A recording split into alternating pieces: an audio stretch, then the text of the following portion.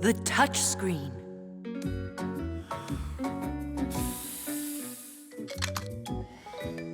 Are you done? This piece will never fall off again. Tom Thomas, you're finally back. We were waiting and waiting for you so long that we fixed everything. Oops, well, almost. I was out taking photographs of birds. I need them for my project. You know this one, it's a sparrow. This one's a jay. That's a chickadee. Pretty funny, right? And now my favorite. Ba-ba-ba-bam! What? Is that a bird? I was trying to get a picture of a bullfinch. Only you got some kind of bu-bu-bu-bum. It's all because of these stupid gloves. By the time I took them off, the bullfinch already flew away. And what did you take them off for? Because when I have them on, the buttons don't work. You just need to try to press harder. No, that won't help. Guys, are you telling me you don't know how the touchscreens on your smartphones work? I don't know. Me neither. How can you not know that? Well, thankfully, you know someone here who knows it all. And you're that someone, right? Yep. Under the glass of a touchscreen, there's electricity flowing that can be conducted through a person's body. When someone touches a phone or a tablet with their finger, some part of the electricity flows into them. People don't feel it because the charge is very weak. But the sensors behind the screen notice this change and send a signal to the device's brain. Now it knows what needs to be done, like answer a call or write a message.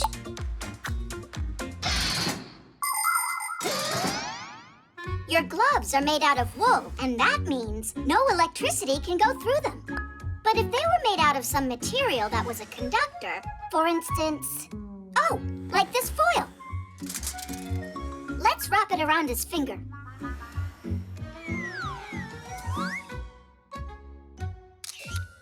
It works with this. I told you, because foil is a conductor of electrical current. But there's nobody who makes gloves out of foil. Actually, Katya, she has gloves that work with her smartphone. And you have someone right here who happens to know it all, including how to make them. Oh, you are incredibly lucky to have me around. We'll cut the foil into thread and make a few stitches with it on your glove's fingertip. So that way it'll conduct current? You got it.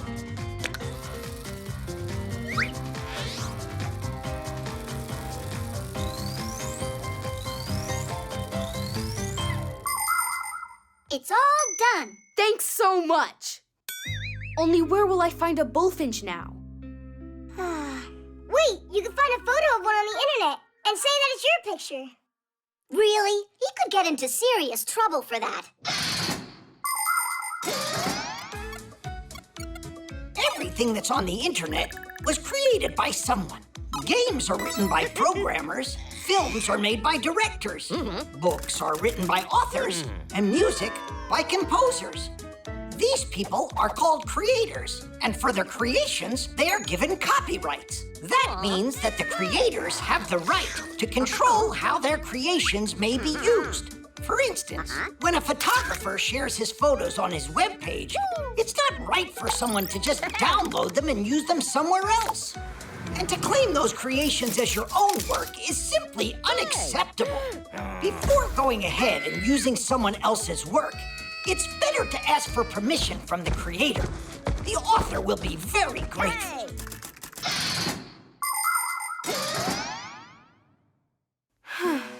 What, did I do all that for nothing? Simka, look up. It's a pu-pu-pu-bum. A bullfinch? Put on your glove, quick! No, the one I made for you!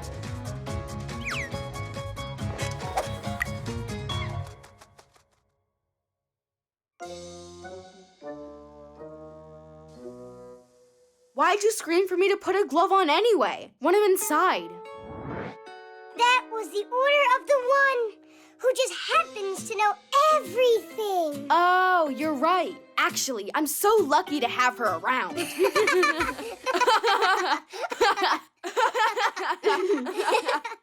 And so what about the picture? We can find one on the internet.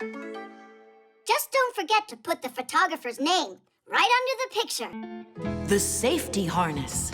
Hey, Nolik, I say we go scare Elisa. What do you think? Yeah, I'm in. All right, let's go. Hey, Nolik, where you going? What about the rock climbing? We changed our plans for you. Getting some lessons was your idea. You're right. Fire, I'm sorry. I wish we could play our trick, but they invited me. I invited you too, didn't I? But you did it later. You want to join us? No thanks. Fire, are you upset with me? Just go already. They're tired of waiting around. Why did Nolik do that? Just trade me in for the new kids. Just you wait, Nolik.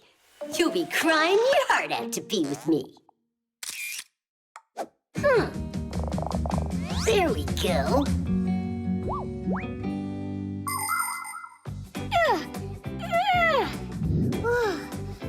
Pull yourself up.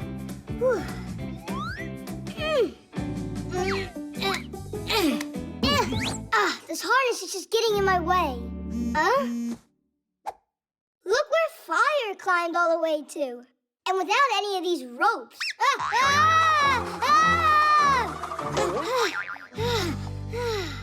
You know, maybe it's less comfortable with a safety harness, but I'm sure I wouldn't want to fall without one.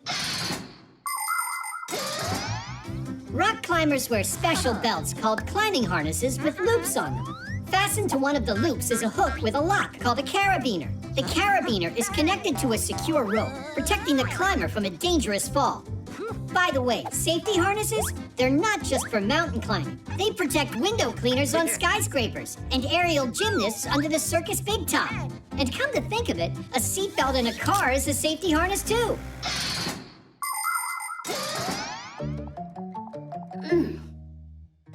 Really? No reaction? Then wait till you see these, Nolik.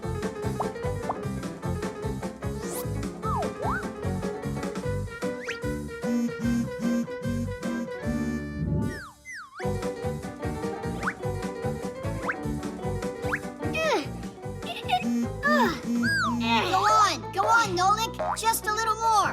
You got it, Nolik. Go. You got it. I climbed all the way! Diddy! Check this out. While we climbed up one mountain, Fire climbed up 10 of them.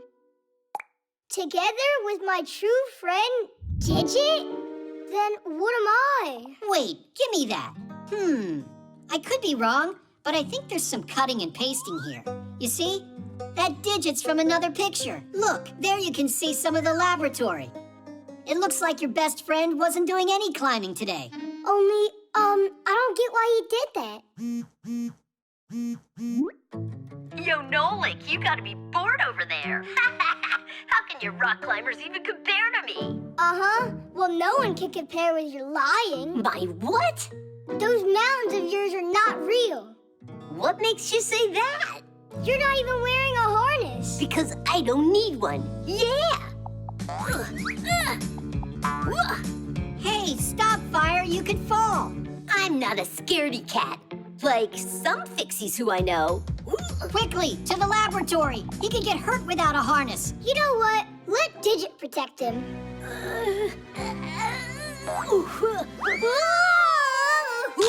Help! Huh? Fire, hang in there. We're coming to save you. Before trying to become a real mountain climber, beginners should start by getting some training at a rock climbing wall with an instructor. While the wall is not a real mountain, it's still important to follow the rules. The best kind of clothes for wall climbing are gym clothes. For your footwear, it's best to wear athletic shoes that have a non-slip sole on them. You must never start climbing until after the instructor checks that you're wearing your safety harness correctly and that it's fastened securely. While you wait for your turn, move away from the wall so another rock climber can't land on your head. And no selfies up there. While you don't need to be afraid of falling if you have your harness on, it's still a lot more interesting to make it all the way to the top.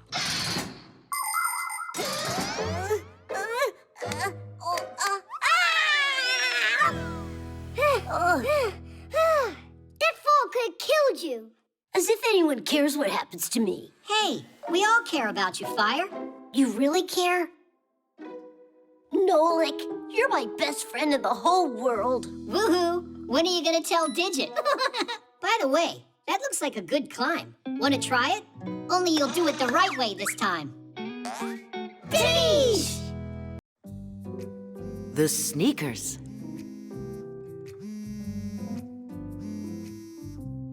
Good morning. How are you, Katya? Hey, Tom Thomas. Look at these cool sneakers my mom bought me. They light up. Whoa. Aren't they awesome? You don't have sneaks like this. And why are you so sure of that? I got 'em. Yeah? Show me. All right, I'll show you. Only, I gotta use the bathroom. Call you back soon. Do you really have light-up sneaks like you told her? No. But you know, I have these two friends. They can make almost anything in the world. Light-up sneaks included. Or maybe they can't do it? Actually, they could do it. They would be no problem. Just attach the little lights and you're done. All right, Nolik, you get the batteries. And Tom Thomas, you get your sneaks. Uh-huh.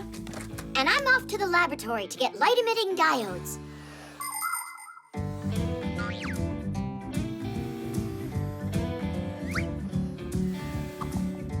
Oh, wow. The soles on these are cool. Your soles are just like that. Really? The soles of sneakers are made out of a special material that is very springy, or scientifically speaking, shock absorbing. That's why if you walk in sneaks for a long time, or run or jump, your back and legs won't get tired. The bottom of the sole is never smooth. It has a lot of bumps and pits, or even spikes, so you won't slip on grass. Sneakers also have little holes or mesh, so your feet don't get too hot and sweaty.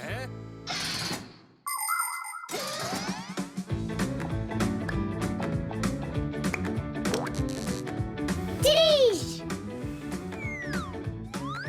Call Katya. So, where are your sneakers? Show me. Here. Whoa. And my lights are so much brighter. But I can turn mine on with a remote. Watch this. They're on. Up. They're off. Ha! Mine turn on and off when I jump. I don't believe you. Oh, Katya, can't see you. What's wrong? Huh? Tom Thomas? Hello? What? The lights on your sneakers, that's not how they work. Don't I have these really good friends who know how to make anything in the world? Yeah.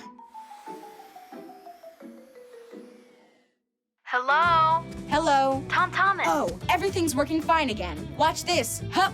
Now they're on. Hup. Now they're not. Hup. They're on. Hup. They're off. Hup, hup, hup. Well, you know, I bet your shoes can't blink. Well, you lose. And my sneaks don't just blink. They can change colors, too. Tom Thomas? Don't you know how to do it? We don't. These lights have one color, that's all. Just one last thing for me. Can you see me? Ugh. Nolik, I got it. Grab your paint gun. Uh-huh. Look, now all the lights are white. But if I want, they can be green, or they can be blue, or I can make them orange if I want to. Or they could be purple, or light blue. Or yellow.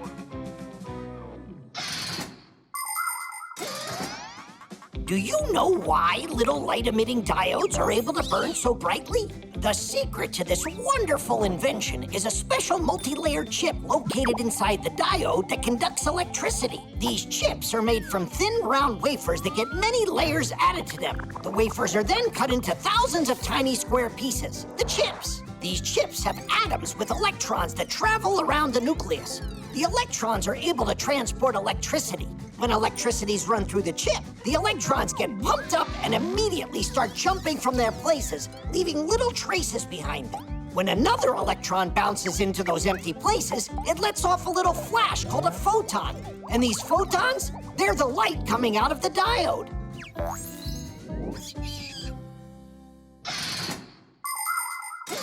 There you go. My sneaks are cooler than your sneaks. And you know what else they have? Little wheels.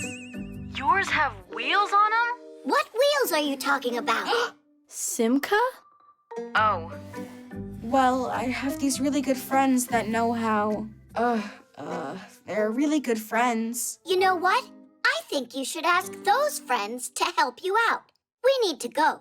Right, Nolik? Right, and we're taking our lights, too. Tom Thomas, that wasn't fair. Not fair at all. I agree. Wheels would have been just too much work. Aha! I see it wasn't only me using the Fixies to do everything. Those two can sure keep coming up with crazy ideas. Uh-huh. First this one, then that one.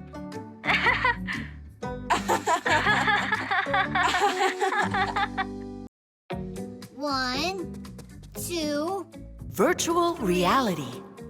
4, 5. Ready or not, here we come. You find Tom Thomas, I'll find Katya.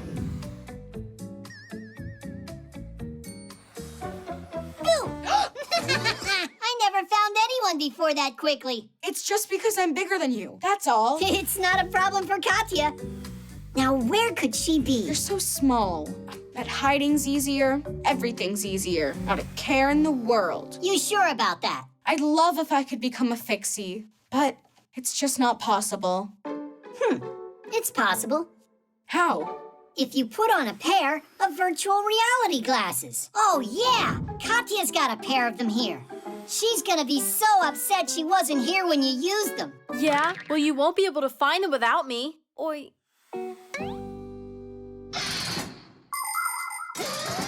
Virtual reality glasses have a pair of lenses inside of them that are each projecting a different image. The left image is very close to the one on the right, but it's shot from a slightly different angle, making the brain believe it's looking at one 3D scene. No matter how far you turn your head, the view doesn't end. By the way, special sensors can track your movements, which means you can use these glasses to play games, take rides, or even exercise.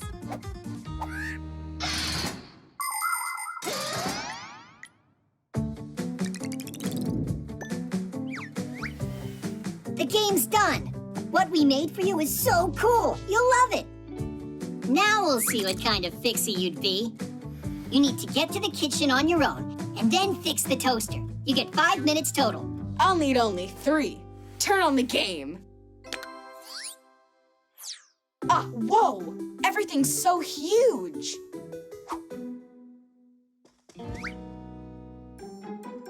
It's so high! Jump! To the floor? Like I said, he won't get through a minute of this. Tadish! That wasn't too hard. Now try getting to the stairs. It's only 3 steps to get there.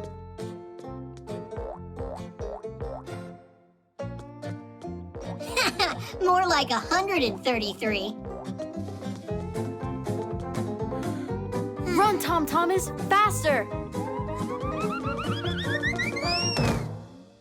Woo! Oh, where are the Fixie boards? A Fixie can solve any problem with quick thinking. Tom Thomas, there's a rope in front of you. Grab it. Whoa! Whoa! Ah!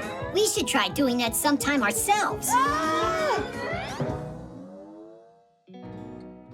Chusaka, hi there. Chusaka? In our home? I was joking around. Huh? Hey, it's me. Don't celebrate yet. You still got a toaster to fix. You've only got 1 minute left.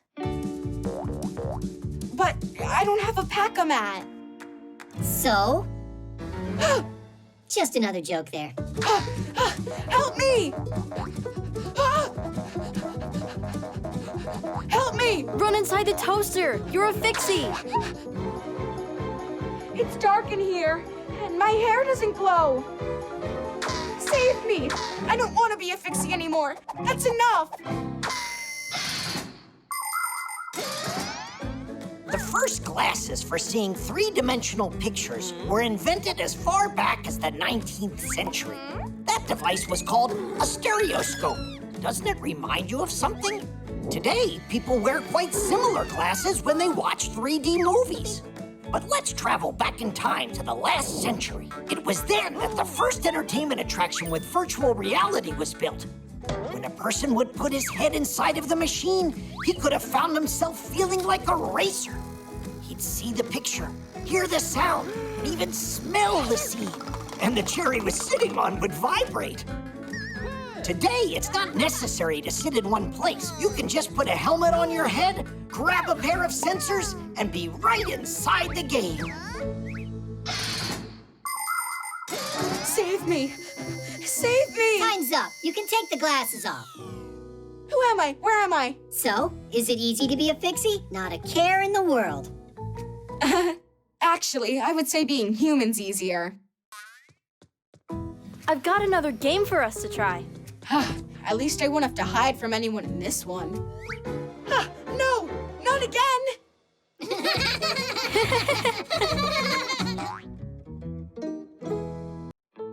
The computer.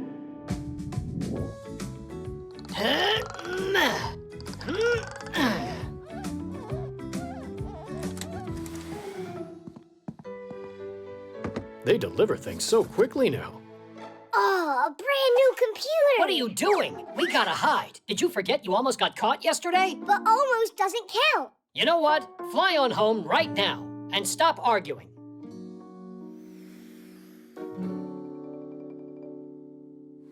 Here goes.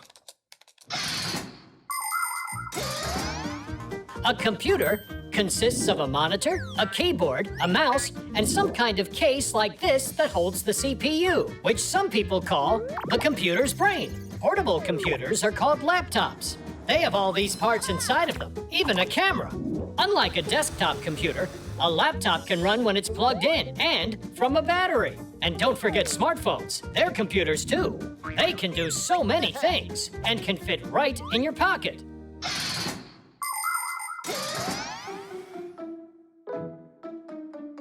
No, my Pac-A-Mat.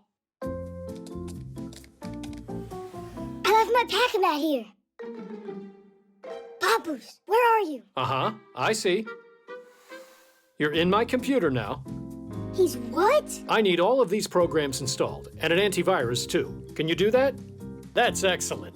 Let's fixalate to make it great. Let's fixalate? It's what my son says. It makes me laugh. Papoose is in the computer? You said you don't need me for now? All right, I won't bother you then.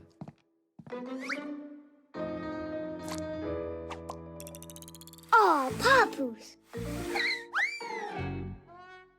Nolik, how come you're still here?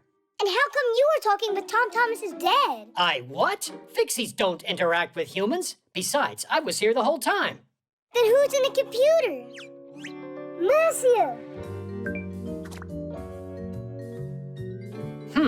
I haven't seen her all day today.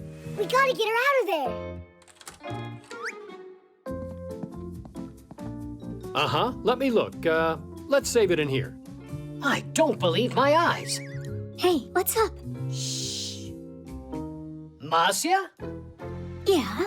And what's going on here? Were you just talking to him? What was I thinking? Simka! She's inside the computer. She's talking to Tom Thomas's dad. Don't say that. Come see for yourself. That girl's getting grounded. What girl? Simka, you're here. Well, yeah. Is, something wrong? There's one of us stuck in that computer and they can't get out. Look! But we're all here with you. Where is Grandpoos at? You're right. It's Grandpoos in there. That's who. Tom Thomas's dad caught him, locked him inside of there, and made him his slave. Oh. Are you certain? Quite. Grandpoos has to be rescued. Follow me. Grandpoos! What happened here? We thought they captured you and put you in that laptop. But I'm here. What are you talking about? Yes, Nolik. We don't understand what this is all about either. I just figured it out. It's not a Fixie in there. It's a remote technician. Oh, did we get fooled? Ugh. A remote technician? If you've got a broken computer, it needs to be taken to a repair shop. But if you need help downloading an update, removing a virus, or figuring out some other problem, it can be more convenient to talk to an expert that works remotely, which means from another location. The technician can help you no matter how far away you are. All that you need is a solid internet connection. Now the expert can control your computer and do whatever's needed, as if he's sitting right in front of it. For instance, he can make the computer run smoother or get a program working properly. By the way, it's not only computer technicians that are working remotely these days, but also programmers, bookkeepers, and even scientists. It really is cool, isn't it?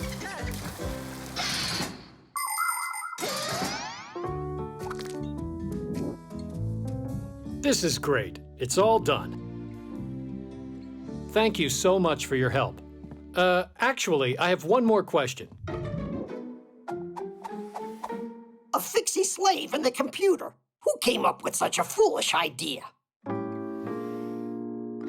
are you looking at me? You should blame Tom Thomas's dad. He's the one who called tech support. The online store. 1, 2, 3, turn it! Simka, you need to turn it in the opposite direction. No, it's righty-tighty, lefty-loosey.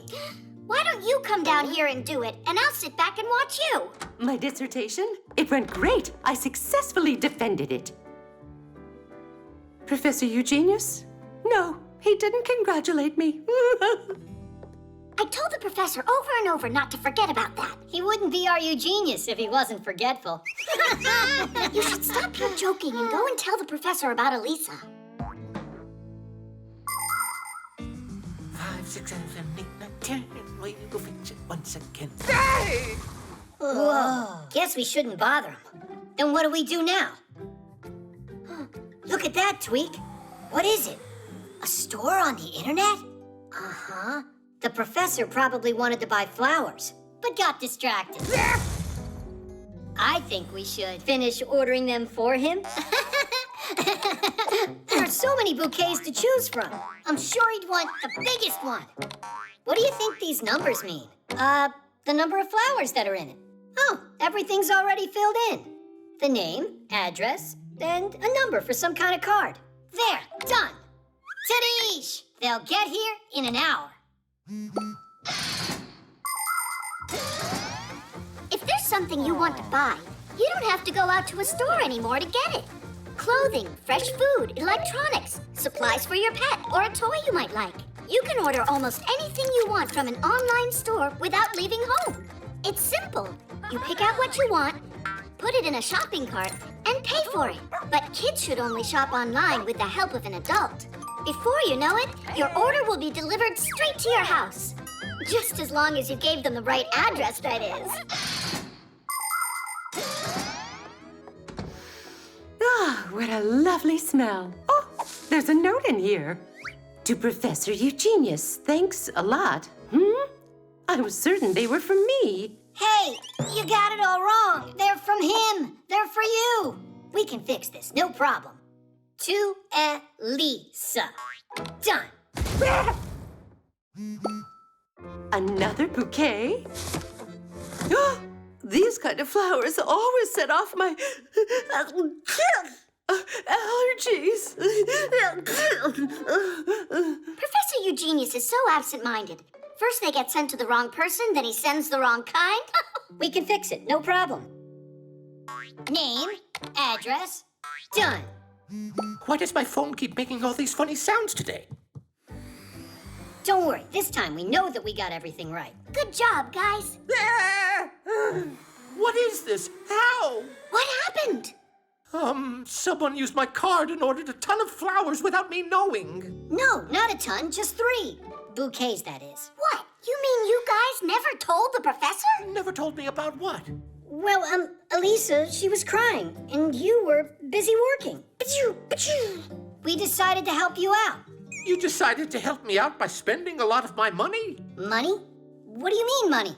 You think you can get flowers on the internet without having to pay? That's what those numbers must have been about.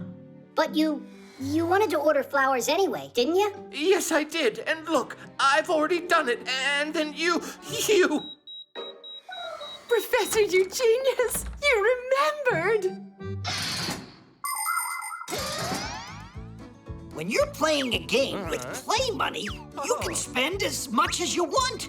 But when you're playing a game on the internet, you have to be careful. Many of the websites out there that offer games and cartoons charge real money that is collected using credit or debit cards. Adults get these cards from their banks or through work. They're convenient for paying at places like restaurants, theaters, or stores. Salesmen put the card in a reader to take money from the buyer's bank account, and the buyer gets a message saying how much money he has left. Now people can pay for things directly from their phones. Only kids, you have to remember this simple rule. Don't buy anything through the internet without the help of an adult, because with just one click, money can be gone for good. Congratulations on defending your dissertation. You did so well. Thanks so much. But you spent much too much money, dear Professor. Oh, nothing is too much for you, Elisa. Yes, and I'll make sure that the plant is taken care of properly. It will get watered and fed every single day. And I'll watch you, so I can tell you how you're supposed to be watering them. The contacts.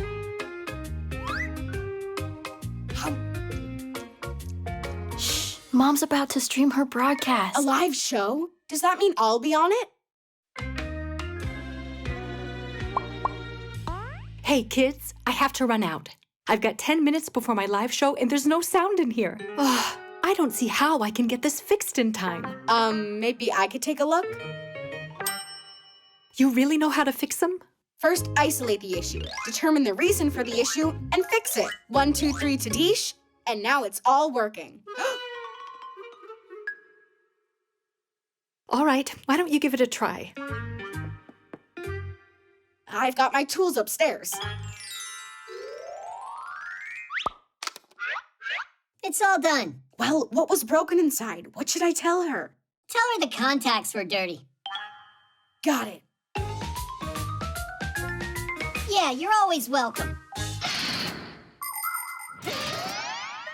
Do you know what the word contact means in electricity? When an appliance gets plugged into a socket or headphones into the audio jack of a phone, their plugs get squeezed between metal plates. The points where the plugs and plates touch each other are called contacts.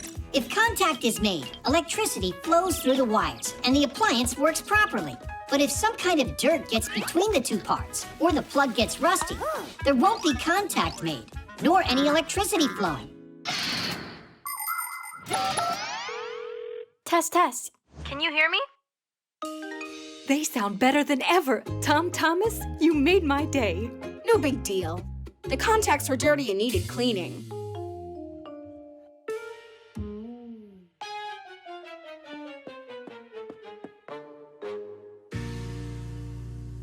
Now what's wrong with this? Let me take a look. I'll fix it for you. All done. A dirty contact. Aha! I'm a master. You're a braggart, that's what. I'm trying to help your mom out. Or would you rather her show gets canceled? Thanks so much, Fixies. Katya, why have you kept this secret? Those are golden hands you've got. That was nothing at all. At home, I always fix things, like our laptop, our dishwasher. The pack-a-mat. The pack-a-mat.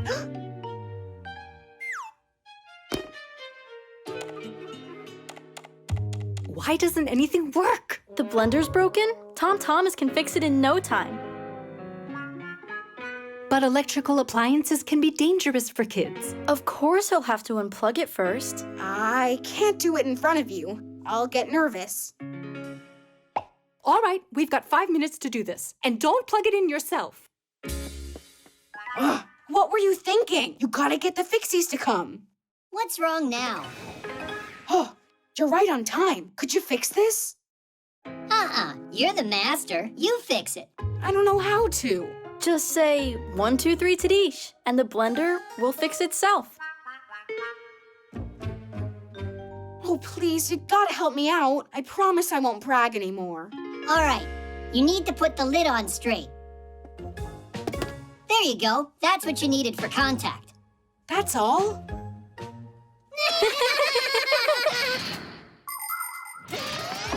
Many smart appliances have safety features designed with children and forgetful adults in mind. Like refrigerators that beep if the door is not closed tightly, or washing machines, electric kettles, and irons that automatically turn off when they're done working or left unattended. Appliances like juicers, slow cookers, and food processors are designed so you can't turn them on if the lid isn't put on correctly. Pretty cool, right? There are even cars today that can detect if they're going to hit something and brake by themselves. It's very convenient, but still, it's better not to completely rely on machines for safety or to depend on Fixies to come to the rescue. So please, don't leave appliances unattended for long and take good care of them so they can work properly and safely. Bye-bye, guys. Have a great day. Thank you so much for your help, Tom Thomas. I couldn't have done it without you. It really wasn't just me. Who else was it? I'll tell you. He got help from some real masters. You're lucky to know them. Oh, can you give me their contacts? My vacuum cleaner needs fixing. Come on, Tweak. We have to go and fix that vacuum cleaner. The book. Where did Tom Thomas go today? He went with his mom to the post office to pick up a package from his grandma. Class, I can't wait to see it.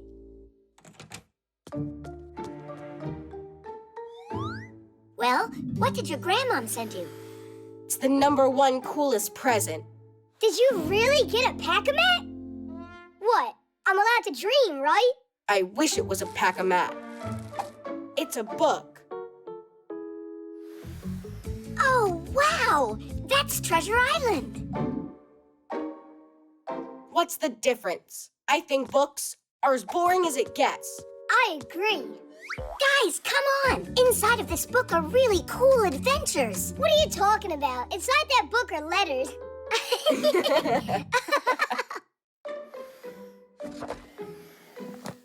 So, you're really not interested at all? Nuh-uh. By the way, inside this book there aren't just letters. It's got pictures. Pictures? A lot of them. And they're exciting, colorful, and huge. How about we take a little peek at those pictures?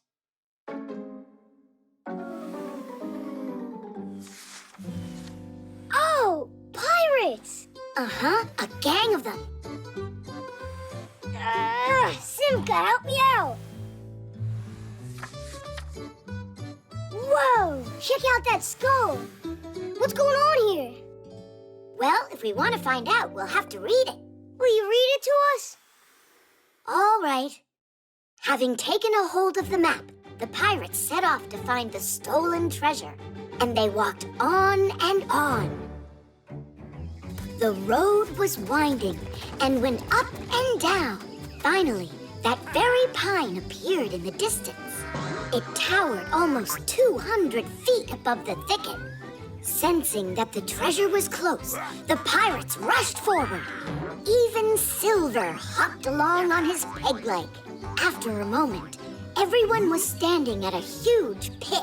It was dug a long time ago. Its edges were already crumbling and grass was growing at its bottom. There were old boards from boxes lying around, but there was no chest filled with untold riches. Someone had already been there and stolen the treasure right out from under the noses of the pirates. 700,000 pounds had disappeared. So what happened after that? Yeah, who stole the treasure from there? Read it. Read it? But reading's boring, you said. Huh. Then don't read. I don't care. Me neither.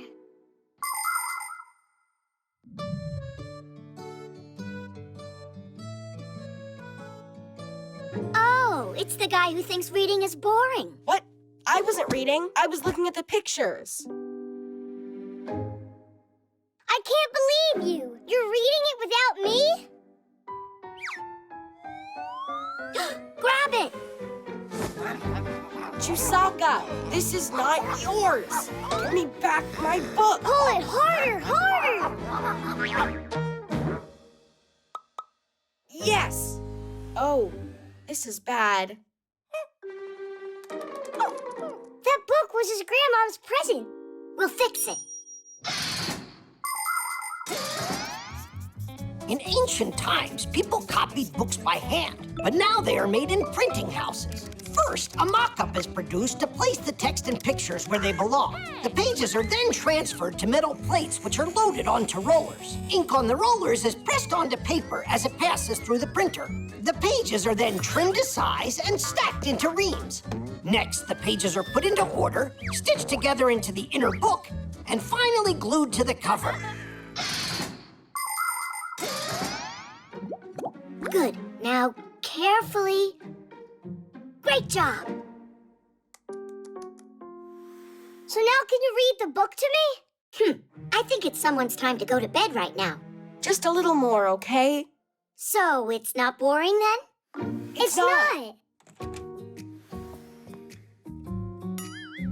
Tom Thomas, were you reading? Mom, Treasure Island is really great. You were right. It's the #1 coolest present. I am so glad you like it. But why don't you continue reading tomorrow? Now it's time for bed. All right. You've managed to wear it out already. Well, me and Chusaka, we were fighting over the book. I think she also wanted to read it.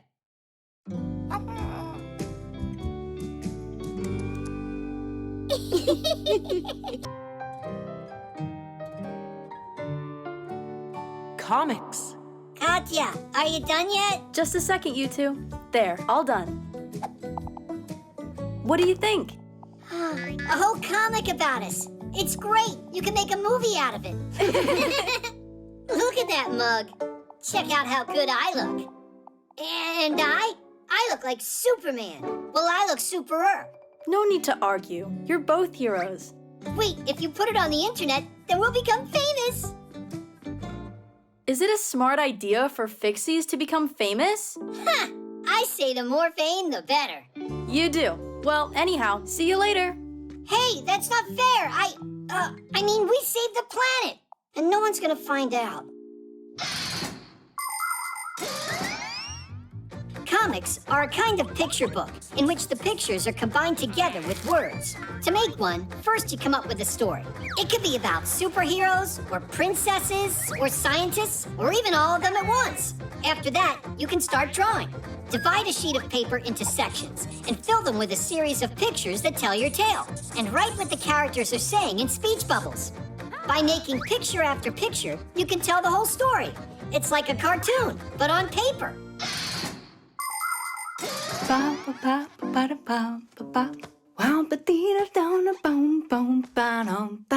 Wow! Oh, what is this? Did she really draw this all by herself? That Katya of mine is one talented kid.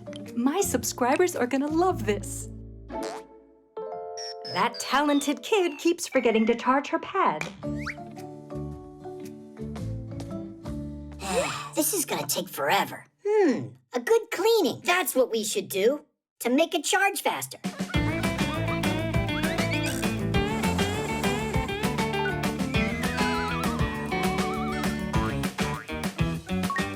Just a little more and we're all set. Set to go on the internet, that is. Then, tons of humans will know about us. Humans? The secret of the Fixies. That comic can't go online. Drain the battery down.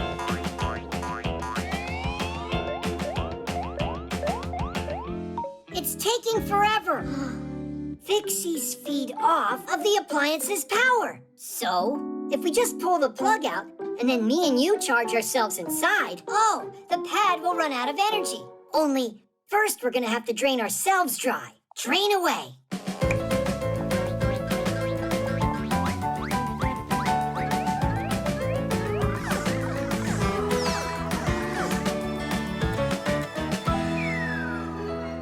It's totally drained. Did I really forget to plug in the cord? We'll show Katya's mom who's the boss. People can spend hours on their pads and phones, and that's why they have to be recharged all the time. But do you know how you could do that less often? One thing that works is to unplug the device after it reaches 100% charge. You should also make sure to close any apps that you aren't using at that moment. Are you just listening to music? Then you can lower the brightness of the screen. And try not to drain the device all the way down to 0. That can damage the battery. Oh yeah, I almost forgot. If you turn on airplane mode while charging your device, it'll take a bit less time. And while your device is busy charging up, it's better to put it aside and get some exercise or play some board games.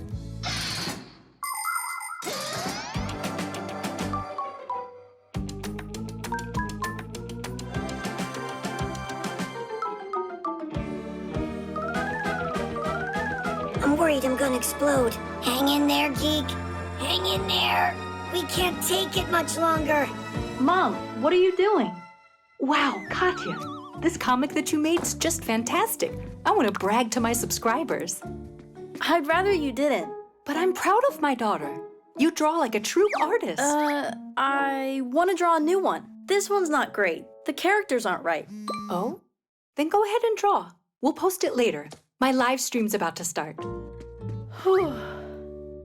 Oh, the stars of the comic are here. That's not funny at all. It's really good that you didn't upload that comic. No way. I would never let out your secret. You're the ones who are ready to give it up. Why are you twitching? It's just because we're overcharged. Saving energy. So, now you know how important it is to save energy. Yes, there we go. Your lesson is over, and you're free to leave now. Nolik, where are you going? It's our chore day. I can't help you. I'm doing something else. How interesting. And what is that? I gotta save a bunch of energy. Oh. Save what? Did you forget what Grandpa's told us?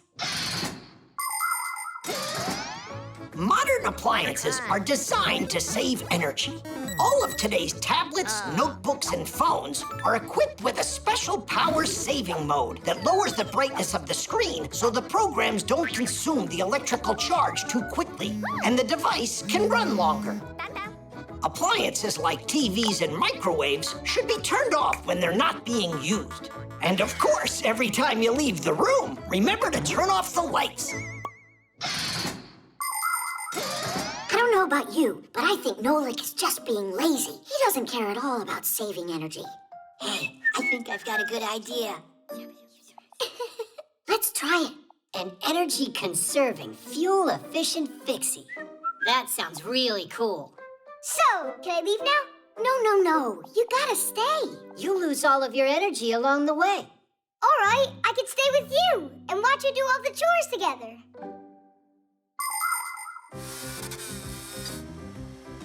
Simka, it's still dirty over here by the fan. And what would we have done without your valuable advice here? Guys, can you be more careful? Look, it's dirty. And all that yapping? Uses lots of energy too, you know. That looks hard. Why are you trying to lift it up? Why don't you tilt it? To the side.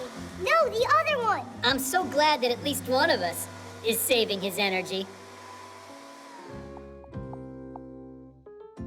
Well done. You're really a good team, you guys. Next, that corner could use some cleaning. Will you help us, Nolik? Nah, I haven't saved enough energy yet.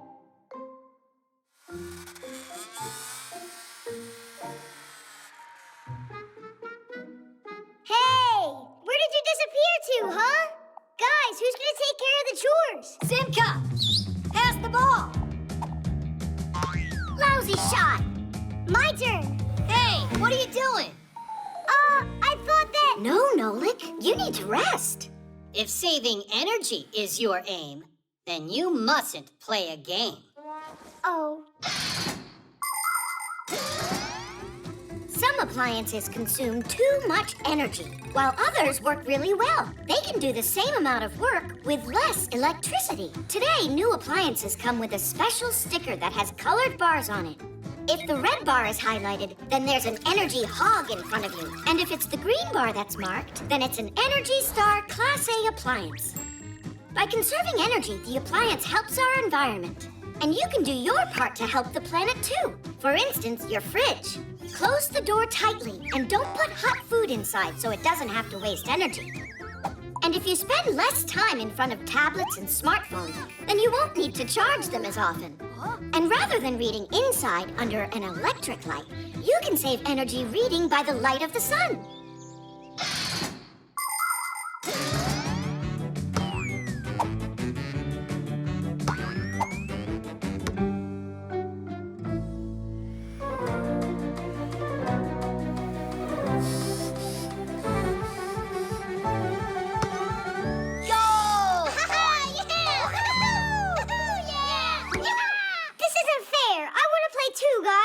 Want to play?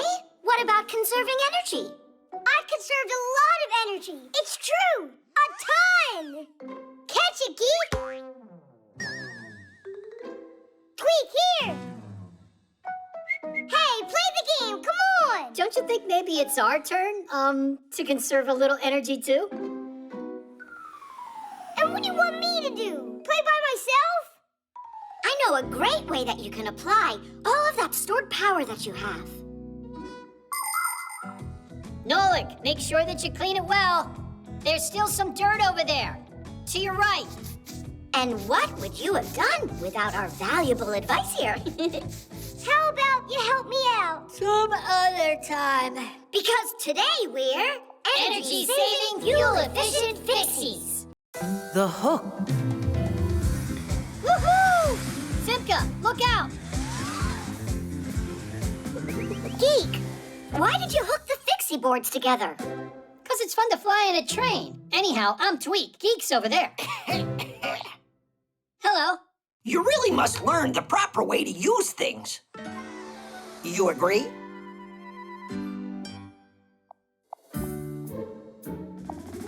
How can we do that? If you start coming to our school, you'll find out. And when can we start?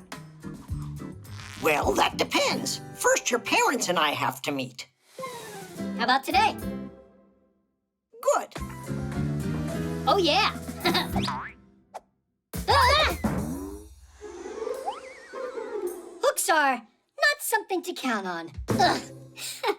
Actually, they're counted on every single day. Hooks are not just for hanging up keys and coats. At a construction site, you can see hoisting cranes using hooks to move heavy loads. Fishermen use fish hooks, and mountain climbers use special kinds of hooks with a lock called quick links. With some yarn and a crochet hook, you can make a beautiful scarf. In the movies, pirates often have a hook instead of a hand. And that's not all. Even the beaks and claws of some birds are hooked to make it easier for them to eat and hold on to branches.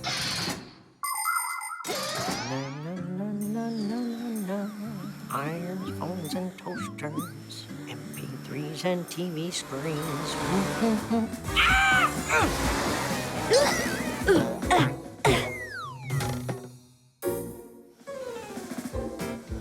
Are you all right?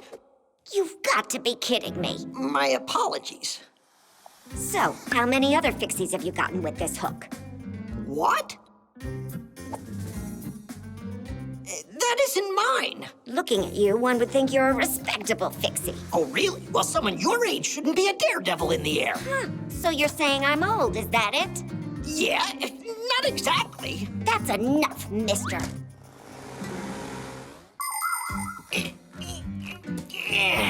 My, how they tied this up.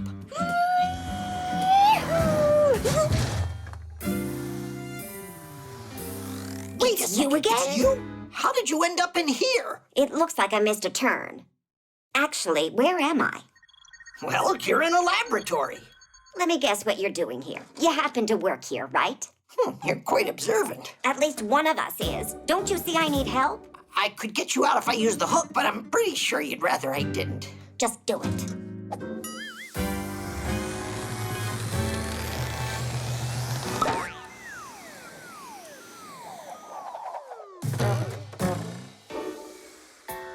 please learn the proper way to use things now, will you? And I'm so glad to see you as well. Did you already have your meeting?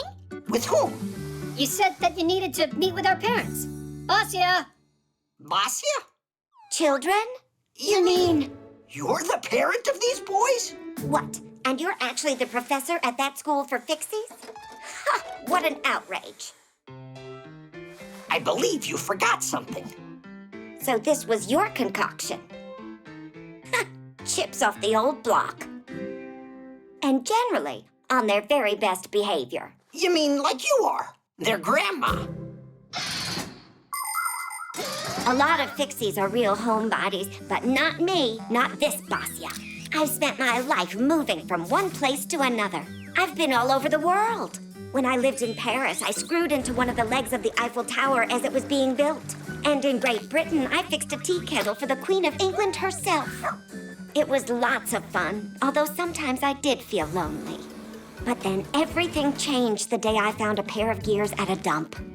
They were a little rusty, but quite nice, and a totally matching pair. I cleaned them and put them into a mechanical clock, and then kaboom! They turned into Geek and Tweak. Now we live all together as a happy family in a human apartment. But we might not stay for long, because we're always on the lookout for our next adventure. It looks like Grandpa's hooked you in with that hook now, didn't he? Yeah, quite literally. I hope you'll remember that it was I who saved you with this thing.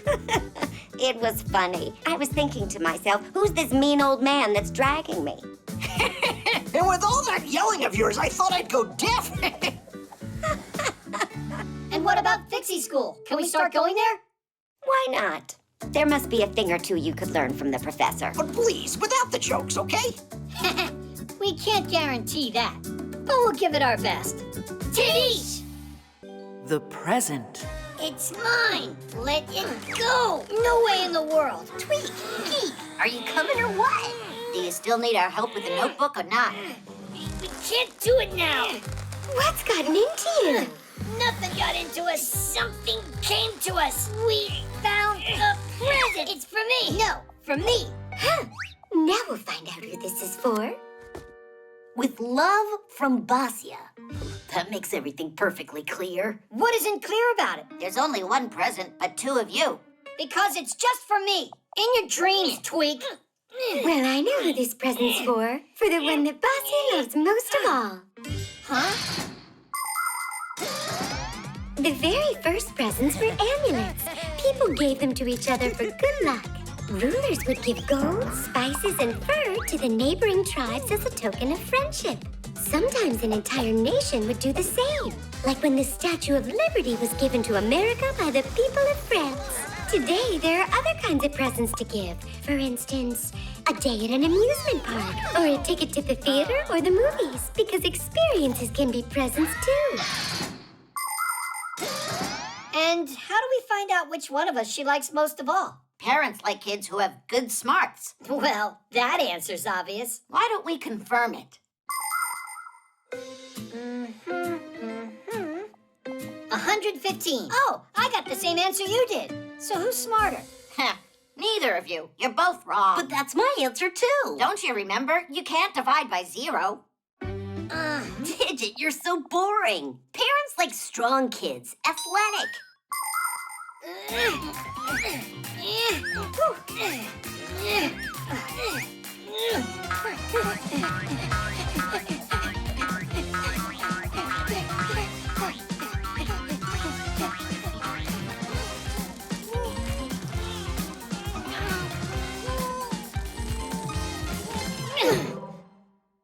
Who's smarter or stronger? Who cares? Parents really love whoever is the prettiest. Really? So which of us do you think is the prettiest?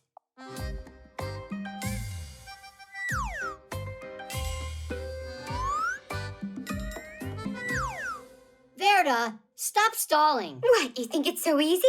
You're identical. That's all. I have had enough. I'm the one that found it, so this present's for me. What? There's no way.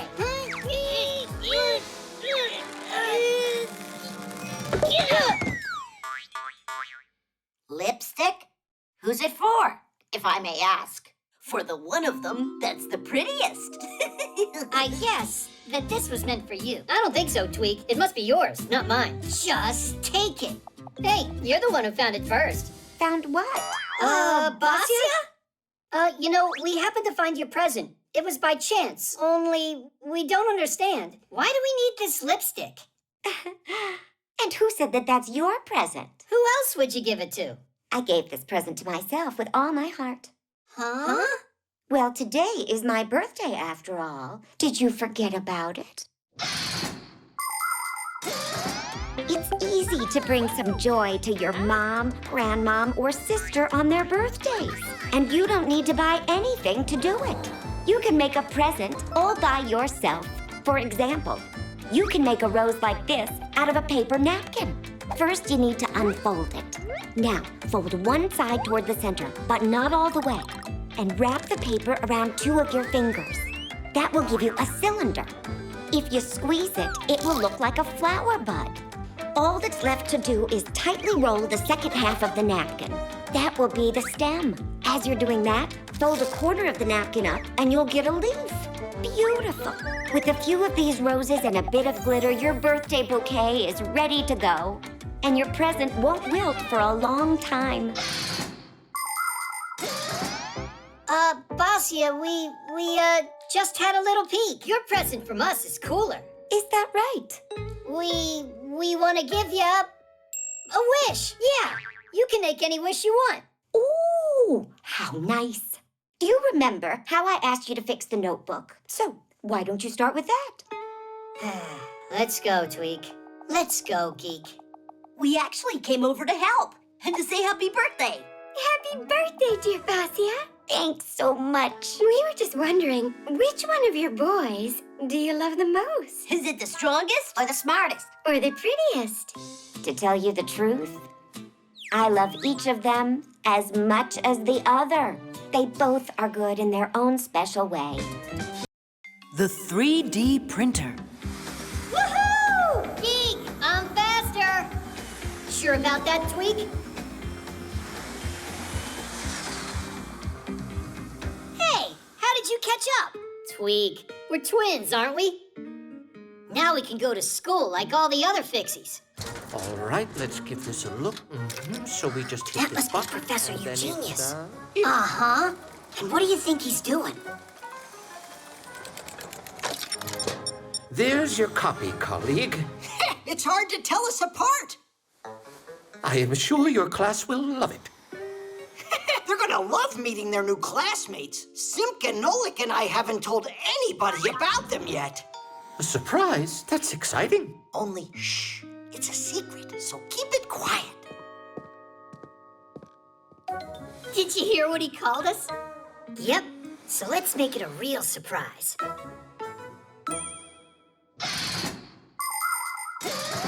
It's not easy being twins. Everyone mixes you up all the time. Anyhow, I'm Tweak. And I'm Geek. You think we're both the same? It's not true. Tweak, he writes with his left hand and is very ticklish. And Geek grabs his stomach when he laughs. Geek loves fooling around with computers to find a bug in a program or outsmart a virus. That's his world. Tweak, he's a master of practical jokes. And together, we're a team that's always coming up with something new. Speaking of new, Geek and I, we've never gone to Fixie school before. It's true. Basia was homeschooling us. But when we met Simka and Nolik, we decided to give it a try. It sounds interesting. Although, I doubt we'll be here for long.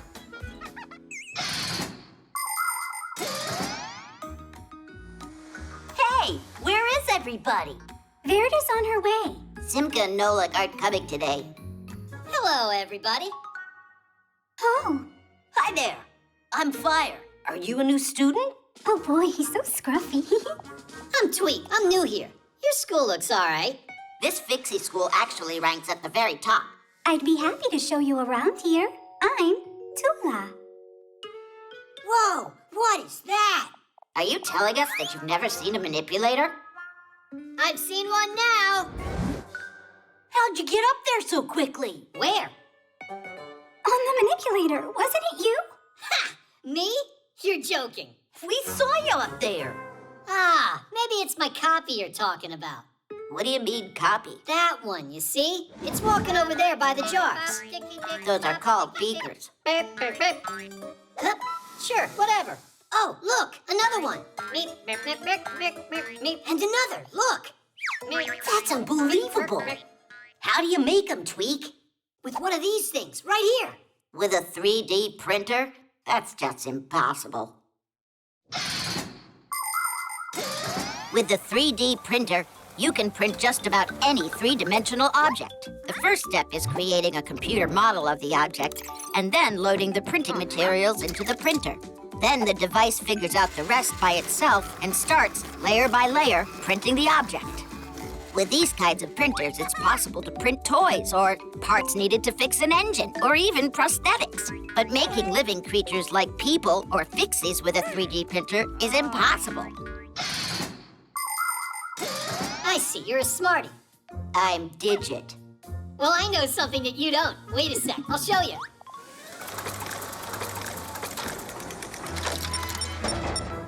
Ta-da! No way! It's just like a real Fixie. Like me? Splendid. So, I see you've already met our new students. Professor, this one is in our class, and this one, he's only a copy made by the printer, or vice versa. Quite a surprise, isn't it? A copy, you're telling me. The quality's great, only the head is a little off. But don't worry, we can reprint it. Huh? Do what? Class, get to work.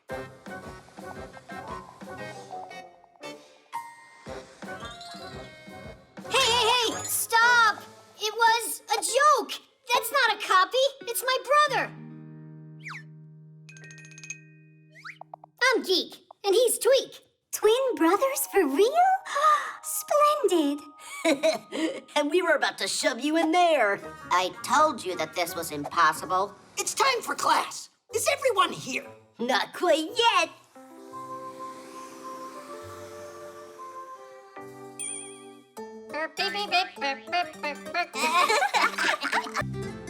The autopilot. Now to the left. Now to the right. Straight forward. Tweak, has it been long since you started talking to your Fixie board? What's so funny? I'm trying to set up autopilot on my board. Then I can fly without steering. I'll tell it where to turn, and it'll do it. You don't have to tell the board where to turn when you have autopilot.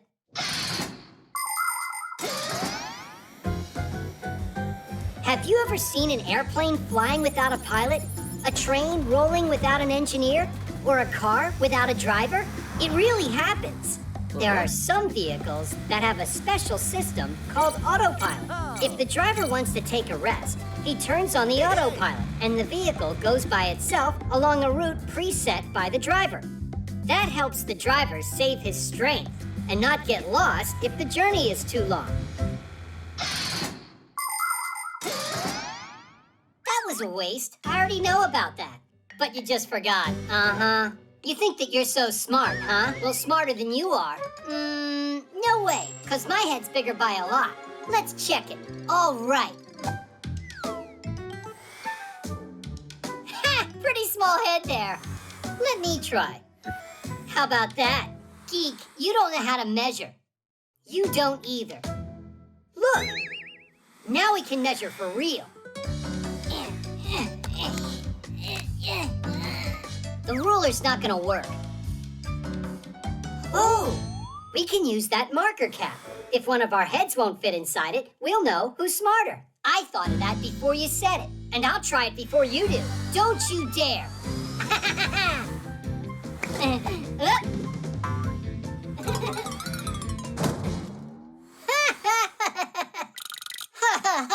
Now it's your turn.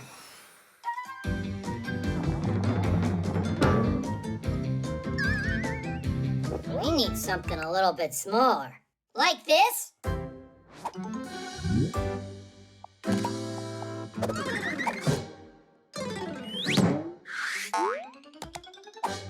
My head's too big for this, but it'll be just huge on you. Come on, pull it down. There's tons of room in there. There's no way.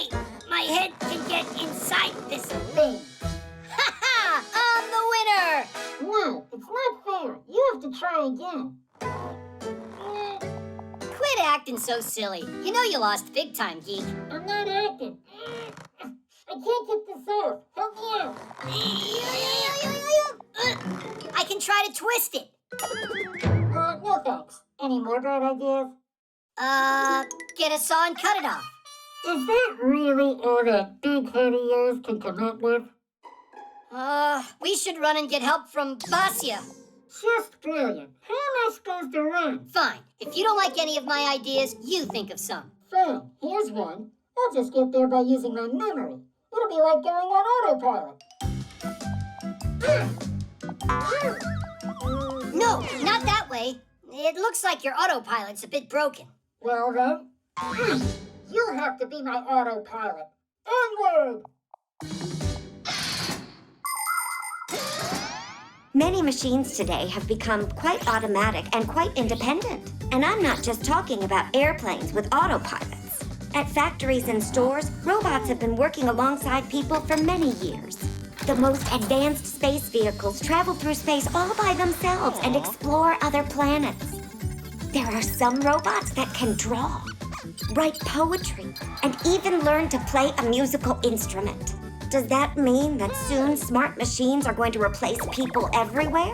That's highly unlikely, because even state-of-the-art robots lack the most important ability, imagination, as well as the ability to feel, contemplate, or dream. These are all special things that robots can't be programmed to do.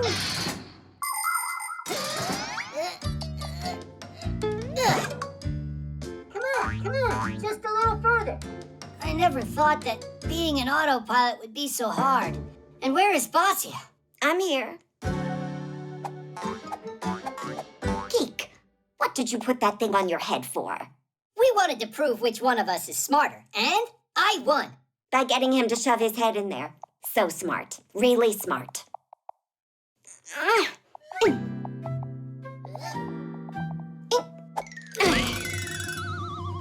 There's one thing I still don't get at all. How did you get your head in there?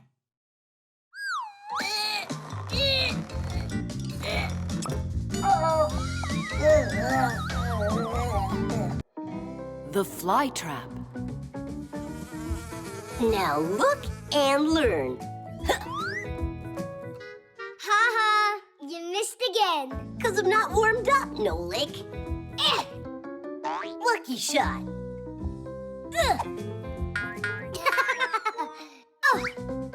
And that time? What about it? That was luck too.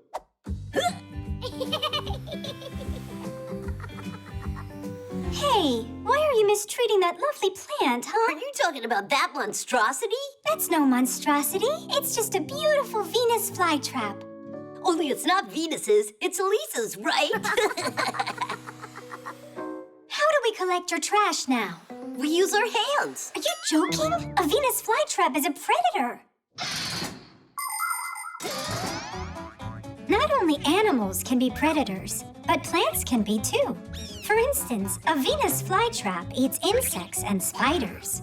On the leaves of the flytrap are super thin hairs growing, and as soon as a fly touches them, bang, the leaves clamp shut like a trap.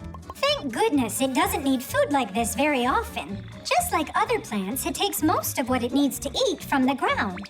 And also, the flytrap uses sunlight to make food for itself.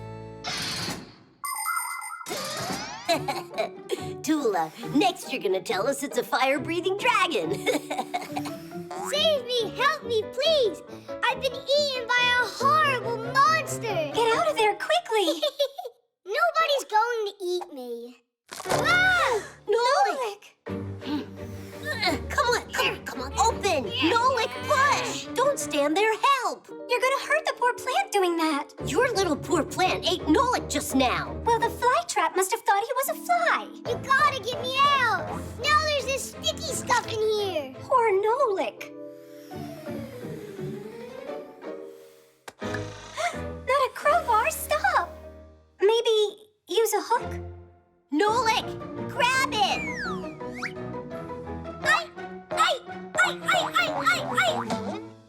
Do you have any other ideas? The flytrap is hungry, so why don't we offer it some food? Maybe then it'll let go of Nolik.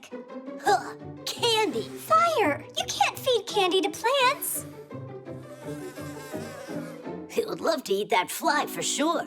That would be sad. I'm scared in here. Stay calm. We'll figure out how to get you out of there. By the time you figure it out, there won't be anything left of Nolik to save. Oh, you dear flytrap, be nice. How about you go and let out our Nolik? Ah! It's closing its mouth even tighter! Not for long. Fire, stop! The flytrap will die if you cut it like that. I just don't understand. Are you worried for your friend or the plant? For both of them, Fire. Will you get me out of here? Nolik, wait a second. You always gotta butt in. Know why? Because you always do such stupid things. Well, you're a nuisance. And you're just what? A dumbbell. Nolik!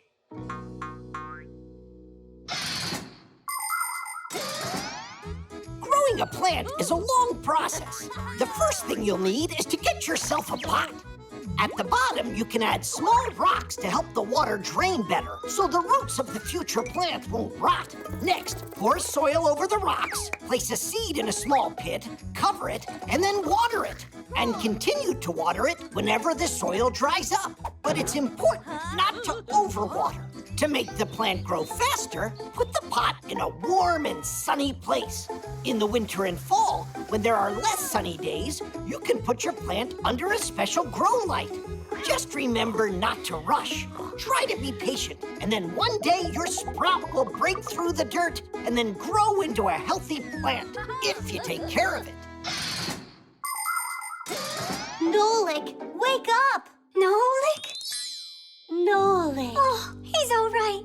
I didn't get eaten? No, you didn't. You figured a great way to get out of there. You turned into a screw, and the plant spit you out. Tadoosh. Don't ever try that again, Predator. Who are you calling a predator? You're right, Tula. Forgive me. And Flytrap, I'm sorry for what I did. Maybe we should feed her? After what you did to her, let her rest. Although, I know how you could be nice to that plant.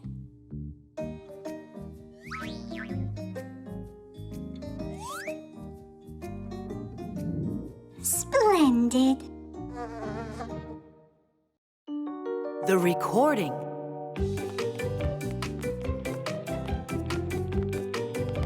It's really cool that we're putting on this talent show, right? Mm-hmm. Do you know what you're doing yet? I'll be out there watching you. What do you mean? Everyone's gonna be in the show. I'd rather not. I hate to perform. Come on, you'll be great. You can... Oh, sing. I think I would be better off just giving a lecture. Or could it be that you're just afraid to sing? I'm just not an artist. What a shame. Tula's totally into music. Yeah? I don't know. Let's go. I'm gonna turn you into a star. Aye. Moo, my heart is thumping. Flying down the road is what I like. Aye. This isn't gonna work. It's, really hard to hear you. Told you I'm not a singer. Wait, you can lip sync the song. Just pretend that I'm singing to the music? It's a cheap scam. It's what all of the stars do. I'm sure Tula will love it. And you don't need to worry about a thing. I'll find one great backing track.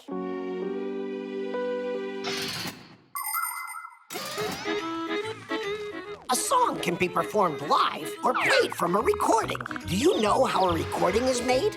First, the songwriter gets an idea for a song and writes the words and the music, which is made up of chords and a melody the words are sung to.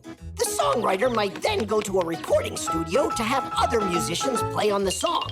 It could be just a small band or a whole orchestra. Now it's the singer's turn to add his voice to the recording. All of the parts are then combined inside a computer, and the recording is finished. And these recordings can be played whenever you want to hear the song. But some performers use their recordings when they put on concerts and only pretend that they're actually singing. I don't know about you, but I prefer hearing a singer really perform live.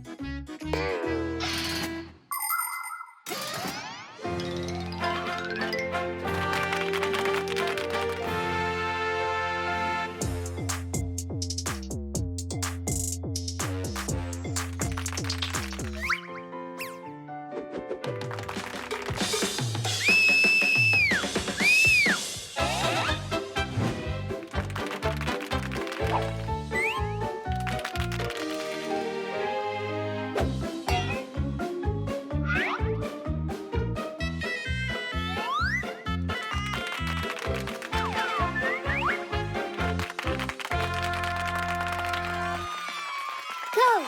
You're next! Maybe I should give that lecture.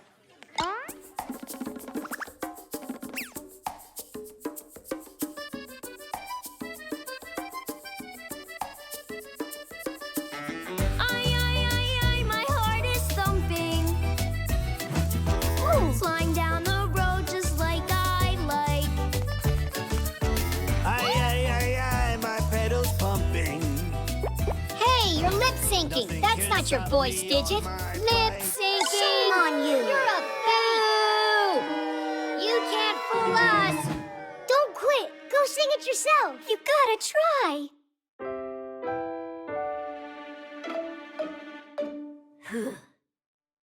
Let's ride our bikes from town to town. Let's ride our bikes the whole world round. We'll ride the day through because we love to. And then tomorrow we'll go and ride again. Aye, my two-wheel wonder. When traffic's jammed, I slip right through. I'm unencumbered. I am the driver and engine too. Let's ride our bikes from town to town. Let's ride our bikes the whole world round. We'll ride the day through Because we love to.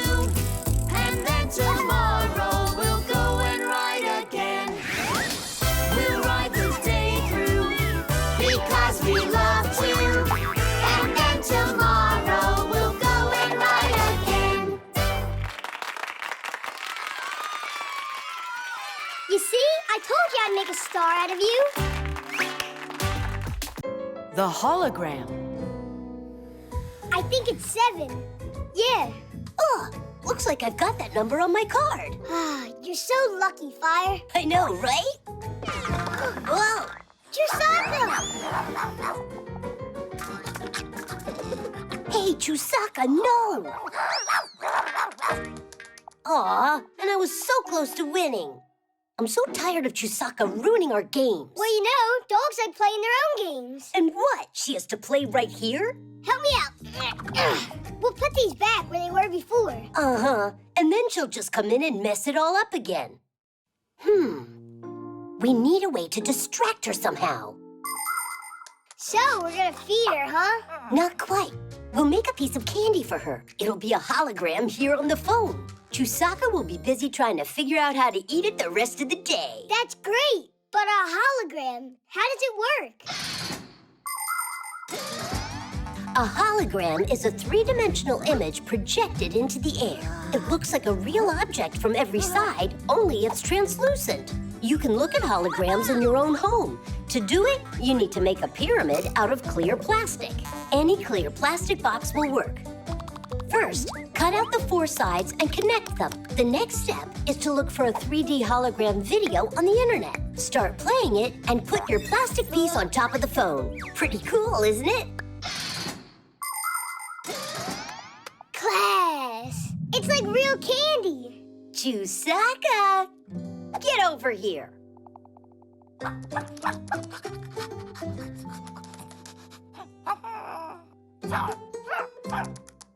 Oh well, it looks like your hologram's not interesting to her. Could it be that she just wants some different food? You're right! We forgot that she's a meat eater. It's done. Quiet.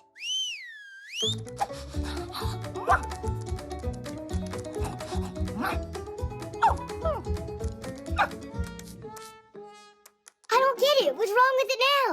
Nolik, how dumb are we? We made her some meat, but it doesn't have any smell. Done. Let's hide.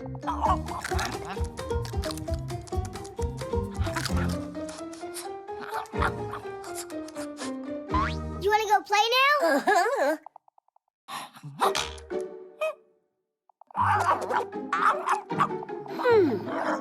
It It wasn't the plan for the hologram to work like that. Fire, we gotta help her. Help her? How come? She's the one that did that to herself. Fire was just kidding. Tell her, Fire. I'm sure that you've seen how superheroes in the movies often use holograms. They might use them to call a partner or look at a map in 3D. But it isn't just in the movies. You can find this technology in real life today. With its help, scientists can make models of the human body that are easier to study than flat pictures. You can also find holograms in museums, both as items on display and as guides. There are teachers already giving holographic lectures, appearing to be right there in the hall. And in circuses, holographic images are being used to replace animals. Now, instead of elephants, dolphins, and lions, their three-dimensional copies perform. And it's great. They're no less exciting than watching live animals. And this way, the real animals can be free to roam in the wild. Chusaka, no! Come on, stop chasing us, Chusaka! Chusaka, stop it right now. What's going on? You sad little thing. Who did that to her? Chusaka, just hang in there. I'm gonna save you.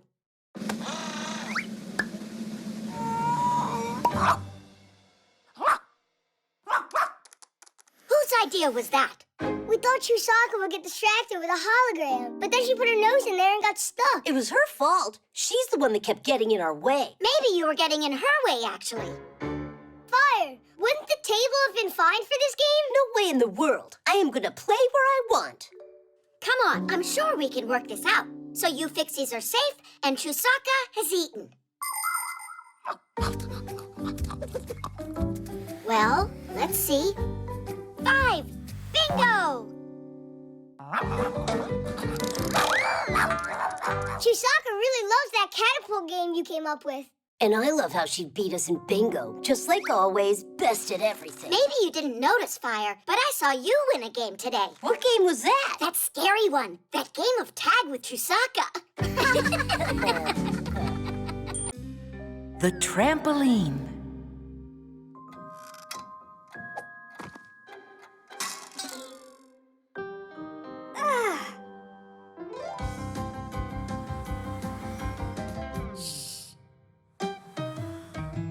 Tula, do you know where Simka is? Uh-huh. Found you, Simka. Tula, why'd you tell him where I was hiding? Hey, what's going on? I'm in a bad mood today, that's all. Then play hide and seek with us. That'll make your mood get better. It won't do anything. I'm gonna be in a bad mood today. That's what my horoscope tells me. What? That's a joke, right? Fixies don't believe in all that nonsense. Some people believe that the stars and planets have control over what happens in our lives. If you slip on a banana peel, it's Jupiter's fault. If you win a competition, say thank you to Mars. People even make up horoscopes or predictions to try and figure out who's going to be lucky on a given day and who's not.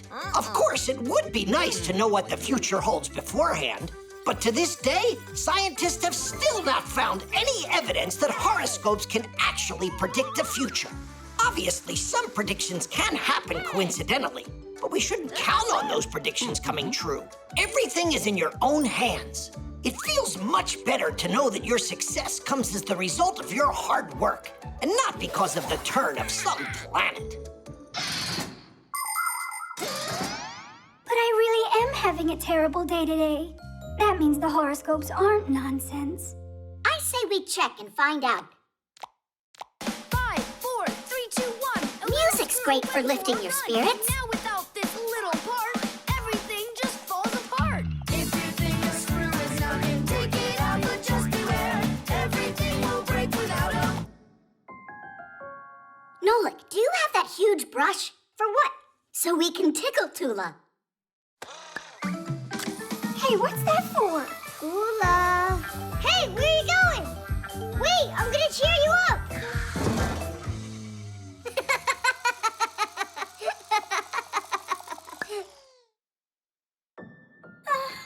How about we make her a fun house?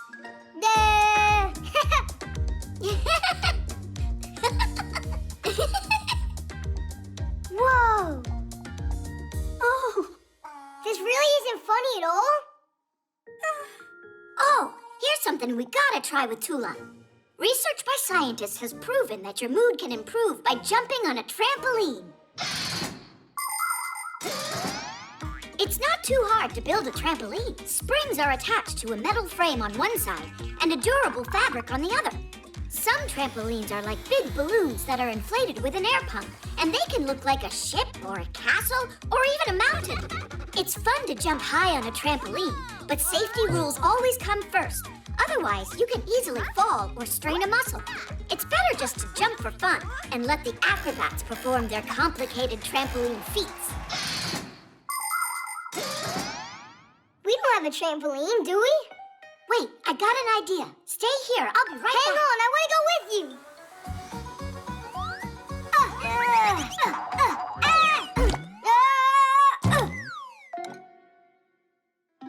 It might work.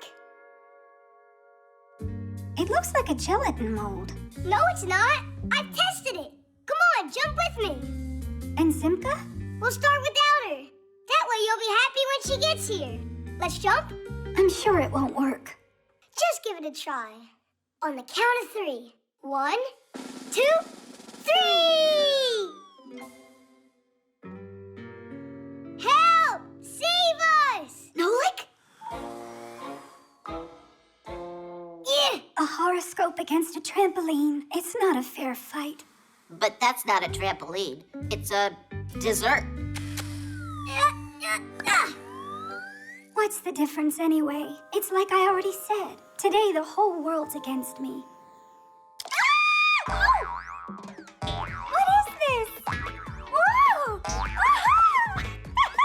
I'm flying! Where's that bad mood of yours that you said was predicted by the horoscope? Huh? It went away! Told ya.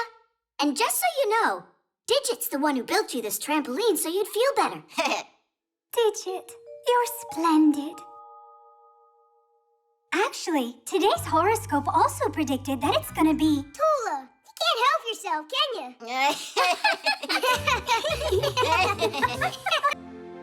The birthday.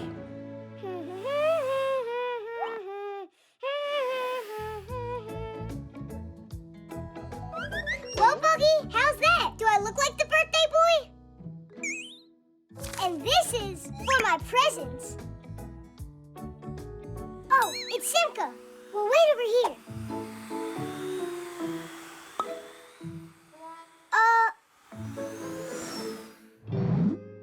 I know, she's making a surprise. Let's go take a look.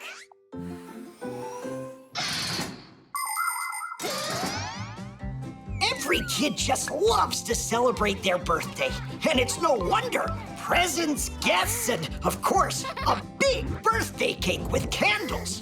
You'll probably say you'd love to have it every day, right? But what actually makes your birthday party so fun is that it only happens once a year.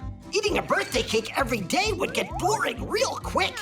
And please, don't be sad if the number of candles you have is still small. You'll get older. You can count on it. Fixies celebrate their birthdays too. Only we don't pull on ears like humans do in some countries as a wish for kids to grow. Because what if we grow so big we can't fit in appliances? Want to know how you can congratulate us? It's easy. Just take good care of your things and protect them from breaking.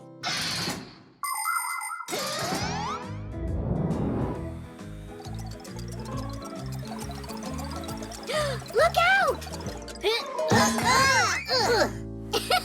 That was just like Nolik. You should have seen how he ran into this capacitor.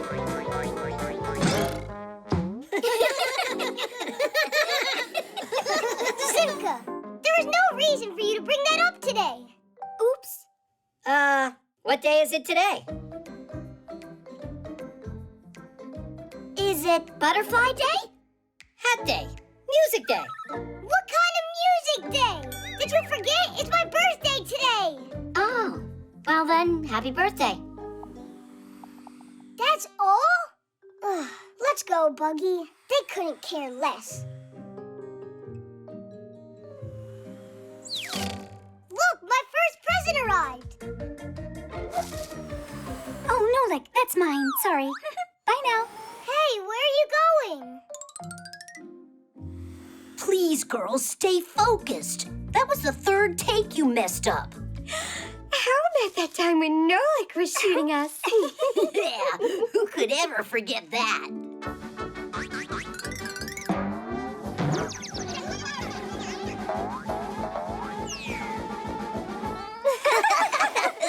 you're laughing at me too? On my day? Since when is it yours, Nolik? You don't remember either? Uh-huh. See you soon. At least Papoose knows what day it is.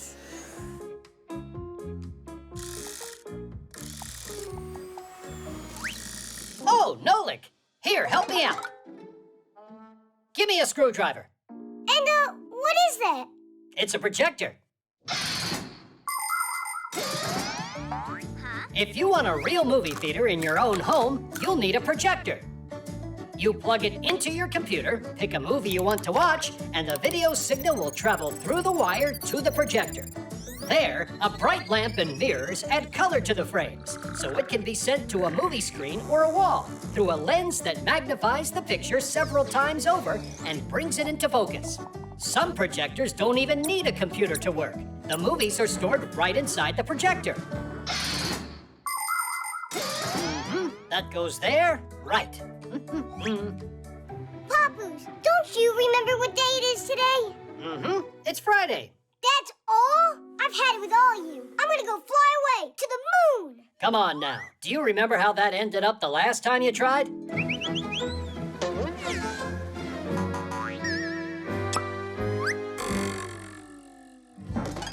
you ganging up on me or what?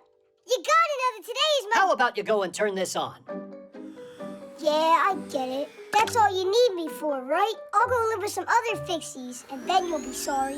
I'm sure that they won't forget when it's my birthday. Oh, what's that?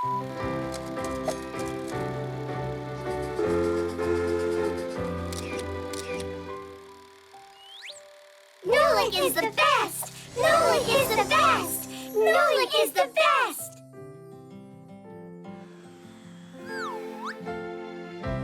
Happy birthday! And I thought you all forgot me. Hooray! Does that mean that now you'll stay with us? I'll stay with you until my next birthday. Then we'll see. The tooth. Oh, what's that? It's new. Hi, everybody. Today, I've got an exciting test. I'm going to brush my teeth with this, the latest in electric toothbrushes. Oh, now that's speed. That's interesting. That's a seriously powerful motor. Yeah, works great. It really does make quite a buzz, but nothing to be afraid of. Mom! Oh, Katya, I've got something to show you. Well, I'm going first. I lost one of my teeth. See? All right, my friends, see you later. The teeth look great. And I'm sure I'm gonna finally meet that tooth fairy tonight. But she comes real late when everyone's sleeping. Well, I'm not gonna fall asleep tonight. Excellent plan. I wonder what presents she'll bring me. Oh, glad I got this kid's brush, too. An adult human mouth has 32 teeth inside of it. They don't all appear at the same time, but one after another. When children are still too young to walk and talk, their baby teeth come in. And right about school age, kids' baby teeth start falling out and permanent adult teeth take their place. It's not good to lose a permanent tooth because there aren't any more teeth inside to replace it. But whether you have baby or adult teeth, you should take good care of them by brushing and eating less sweets.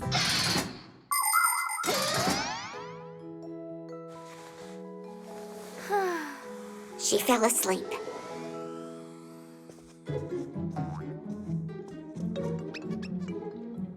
Huh, Mom? Huh? I wanted to read one of your books. And why aren't you sleeping? The fairy will be here soon. Oh, right. Whew. I almost got caught there.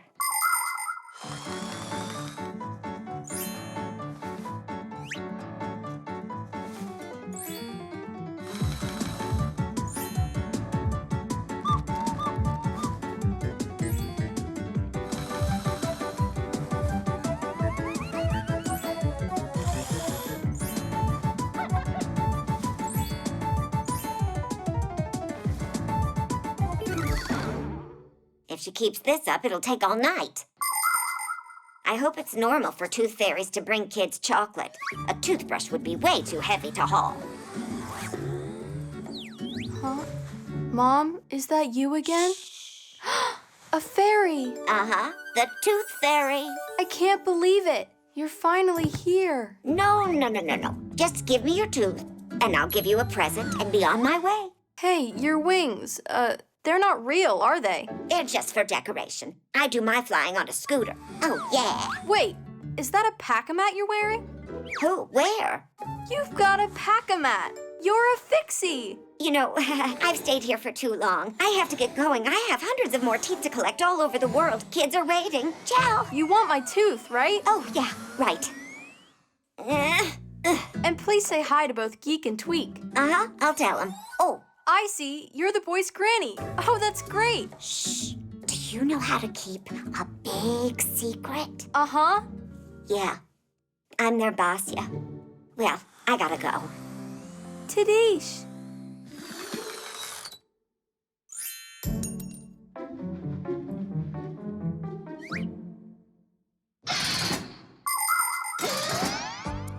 People love to believe in all sorts of miracles. As soon as a child loses a tooth, it has to be put under the pillow. So a fairy or a mouse will exchange it for a present or a new tooth. Other young dreamers believe that their baby teeth are taken away by trolls or elves while they're sleeping. Some toss their teeth up in the air or bury them into the ground or throw them up onto a roof. Can you believe that? And some believe a lost tooth can help them achieve their dreams. That's why aspiring soccer players bury their teeth at the stadium and doctors near hospitals. Although, in my opinion, the only way to become a true professional is to study hard and practice. That's how. I am ready for my massage. Oh. Mom, take a look at what I got from the fairy last night. Are kids supposed to use these? Should kids use them? More than anybody. Don't you watch my videos? Yeah, like every day. Real funny. Your tooth fairy got a great gift for you. Uh-huh, and the chocolate was delicious. What chocolate was delicious? This toothbrush is just class. It brushes by itself. I wish it would do my homework for me. And what was all that about the chocolate? The piano. We got your phone checked and cleaned up. Great. Thanks, Fixies. You're lucky you got Fixies here. In our house, the piano's broken, and we got no one to repair it. A piano? You got one for real? Wait a second. Maybe you could try. A piano? I can do it. Do you know how it works? You're gonna tell me, right? A piano is a string, percussion, and keyboard instrument all under one lid with a full-blown mechanism inside. Every one of the keys has a hammer attached to it. When you press a key, the hammer strikes a string and it starts vibrating. That's how the sound is born. The thinner and shorter the string, the higher the sound. The longer, the lower. Pianos come in different shapes and sizes, but making beautiful music is something you can do on any piano.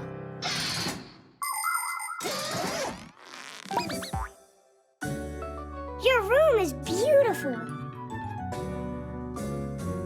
So, where's the piano in here? You're standing on it, Nolik. Really? I thought it would be huge. And where are those little hammers? There are no hammers. It's electric. There's no sound either. I'll go in and check. Oh, now I see what's broken. We have contact. Tadish! Tadish. What? Ah, I didn't tighten it up. Sure enough. What a scatterbrain. Yoo-hoo! Who are you? Who are you? This is my home. I want to know what you're doing inside here. Tightening the screw. Who asked you to do that? Katya. That human girl that lives here? Right, very funny. I'm friends with that human. Hey, let go of that. No way in the world. Hey, are you all right there? Did you bang yourself hard? Yeah, so hard I'm seeing double. What's your name, dude? Nolik. Sure it's not Speck? I'm joking. I'm Tweak, and that's my brother, Geek. Him and I are twins. You know what that is? Do you know how Geek and I became twins? There once was a very hard-working inventor who needed to make two identical gears with very thin edges.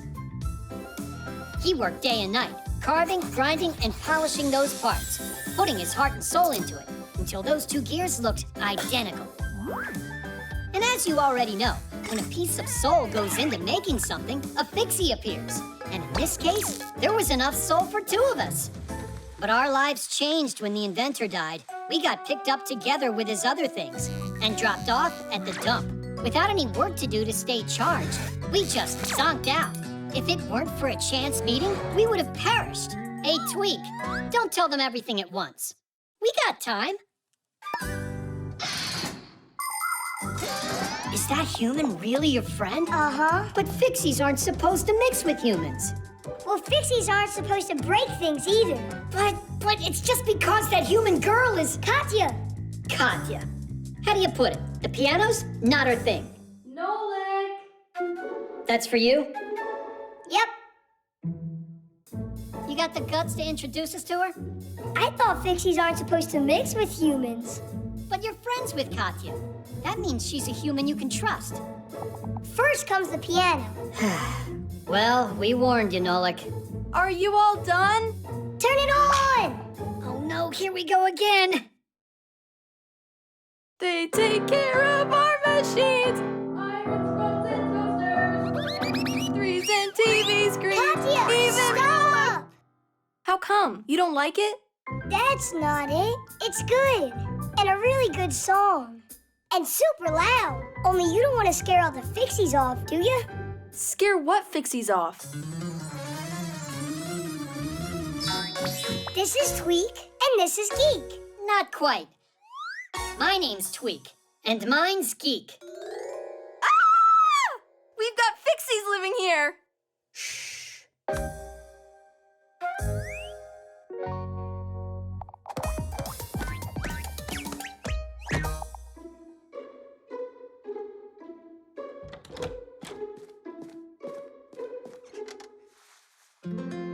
Thanks for your help. We're always here to help you. Thanks a lot. Only now I got my own Fixies. You've never met them. New Fixies? Only, shh, don't tell anybody, because it's a secret. The weather station.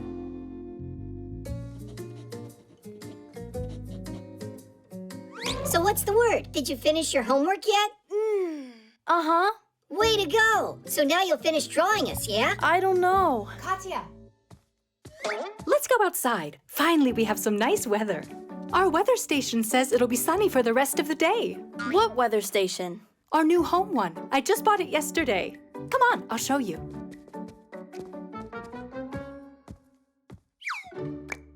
She's never got time for us. It's always school or homework, or who knows what. Like sleep. And right now, she's going out for a walk. Thanks to new technology this time. You gotta admit, that device is pretty cool. A home weather station is a smart thermometer. It measures the current weather conditions outside and predicts what the weather will be like over the next few hours. And not just the temperature, but also the speed of the wind and whether you can expect any rain or snow. In order to do this job, the station needs two parts, an outdoor sensor and an indoor base station with a screen to display the information. Many of today's weather stations can also send this information to your smartphone. Told ya, it's a great gadget. I'll shoot a review after our walk. Uh-huh. I'll go get ready.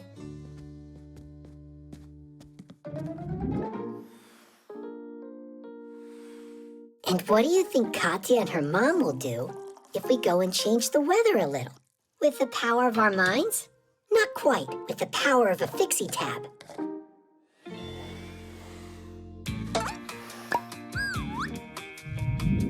Time for a little magic.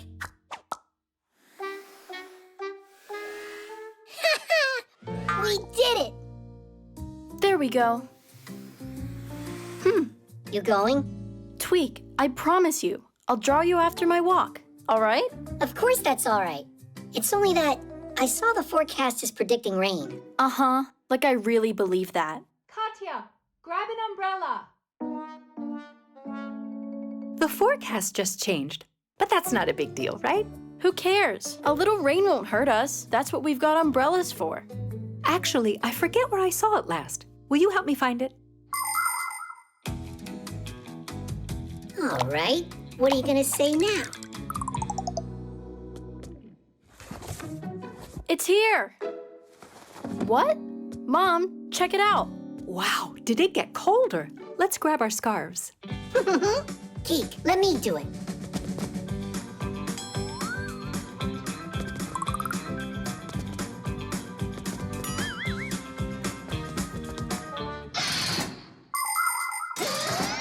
Since ancient times, people have tried to predict the weather. At first, their predictions were made by interpreting signs. If birds were flying low, it meant it would rain. If the night sky was clear, it would be freezing the next day. In the 17th century, when Galileo Galilei invented the thermometer, the science of meteorology was born. In those days, a weathercock or weather vane was used to show what direction the wind was blowing. And a device called a hydrometer would show how humid the air was. Today, all of the changes in the weather are registered by sensors. Their data is being collected every second and is processed by powerful computers. And that's not all. There are satellites orbiting the Earth that are collecting data about the weather down here from up in outer space. I'm not sure if the weather's gone crazy or if this weather station has. Should we check what it says on the internet? Good idea. Where's my phone? Hey, Fixies, what are you planning on doing next? Get out of there, or just forget about me drawing you. What else could we do to keep you at home? Stop your sulking. I can draw an extra picture of you after my walk. Yeah, Tadish. But only if you fix the weather station you broke. What do you mean? We didn't break it. So you two, peace? Peace.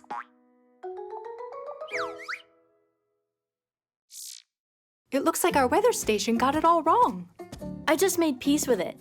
It needed a restart. Now it's working fine. What a smart girl you are. Then let's go before the weather changes again.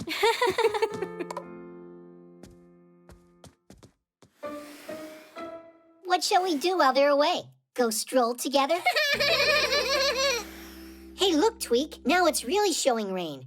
And they forgot to take umbrellas. That's why the forecast must have changed. If you forget your umbrella, count on getting rained on. The swing.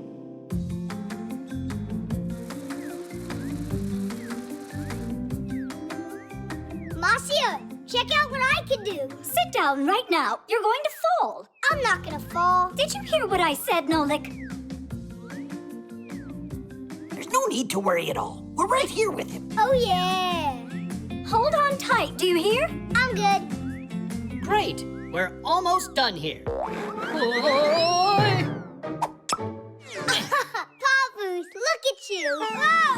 Nolik, are you okay? It looks like his head's still on his shoulders. I'm sure next time he'll be more careful.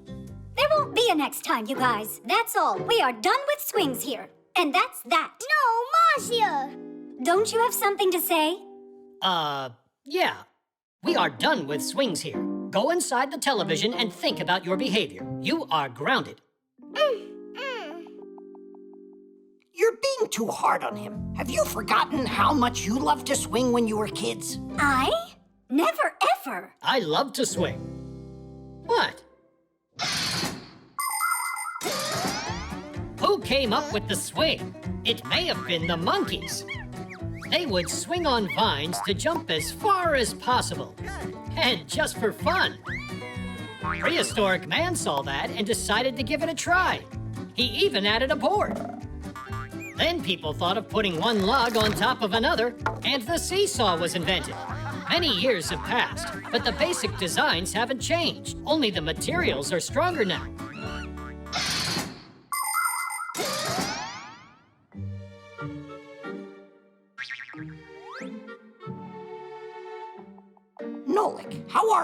Did you hurt yourself?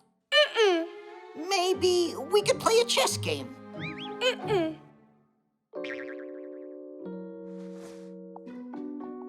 You're upset, huh? You see, your parents, they worry about you a lot. You could have hurt yourself there. But nothing bad happened. Mousy and Papoose act like they were never kids before. Like they never played on a swing. It's just that everyone grows up and forgets what it was like. It's more like you grown-ups are boring.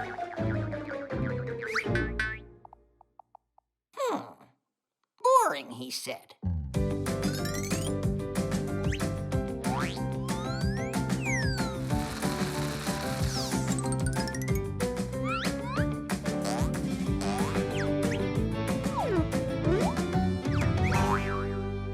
Nolik, did you think about what you did wrong? What in the world is going on? Where? Ah, you mean these swings? They turned out nice, right? Yeah, well made. Move over. No! What are you doing, honey? Woohoo! This is great. I haven't flown like this in a long time. Take apart that thing this instant before someone gets hurt. Head. Marcia, why don't you give it a try? Visit your childhood. Foolishness. I'm not doing this. I don't want to. Only not real high. Don't push that hard. Make it go higher. Are you sure you won't fall? I won't. Don't worry. Marcia and Papoose met each other at university. At the time, Marcia was working at the library, keeping the computers running smoothly. One evening, when nobody was left in the building, she noticed a lamp still lit in the center of the hall. She flew up to the lamp to turn it off and saw a book on the table about space with a Fixie studying it intensely. Papoose was so absorbed in his studies that when Marcia approached him to say hello, he jumped in fear.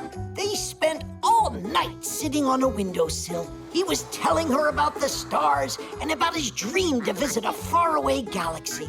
And that's how they became friends. What happened next? I think you know about that.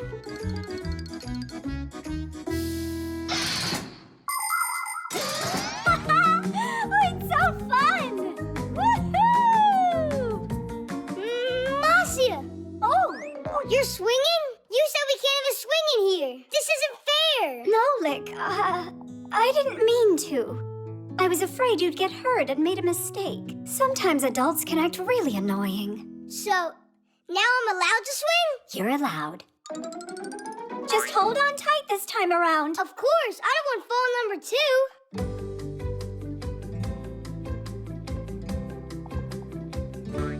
Are you ready to fly into space? Yeah! 1, 2, 3, go!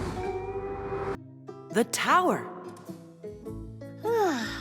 Grandpoos, why do we keep on studying after school's done? Studying? That's what you call this? Just a little test, and I'll let you go. Hey there. Are you still studying? We just came to say bye before we head on our way. We're about to head out on a journey. Cool. Alone? Of course not. Basia's taking us. So, Simka, you gonna miss us a lot? Not at all. Will you be away for a long time? Might be forever. Forever? It's not right. You can't just get up and go like that. It's not us, it's Basia's idea. There's a tower she really wants to see. We could build towers right here. Plenty of them. For what? They're excellent study aids. It's very important for students to study about great architectural structures. By the way, what tower were you going to see? We forgot which one.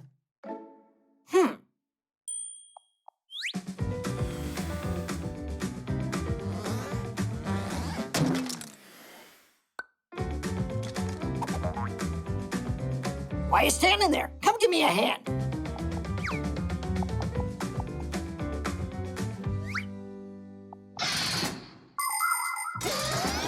Knocking down a block tower is easy, but a real one can stand for centuries.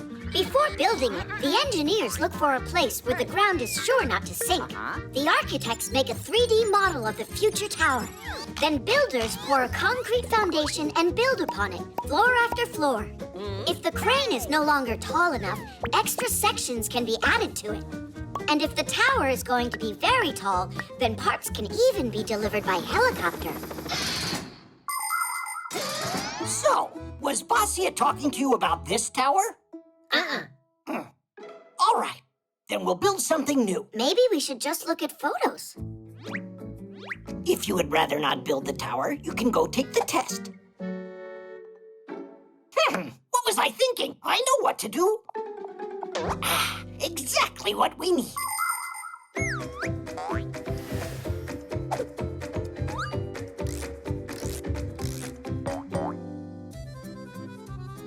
Is that it? Nuh-uh. She's been there 100 times already. Come on, think. What other places would she talk about? Excuse us. We gotta go now. Just hold on there. I say we build another one.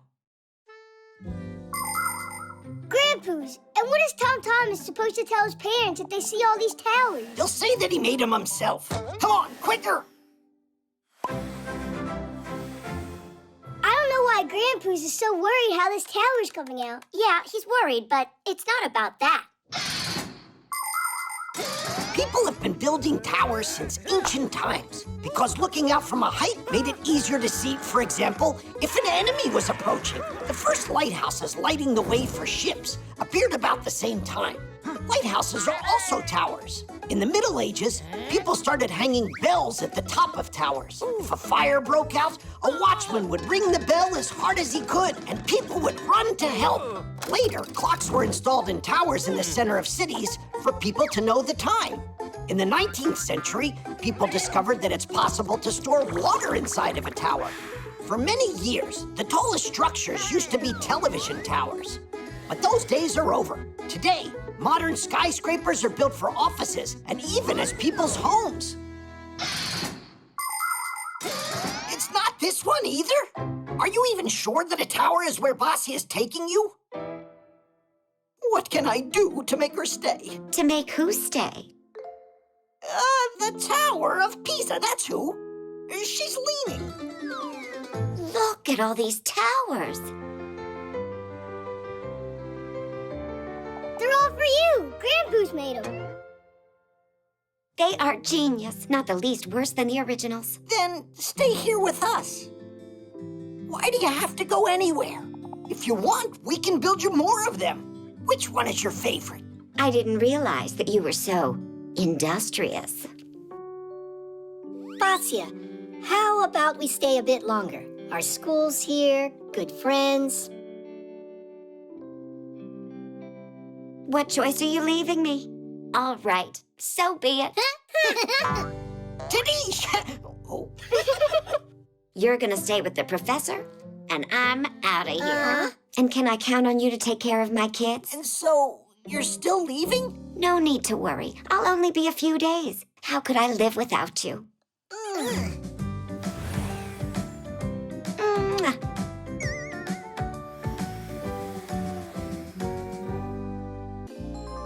The parachute.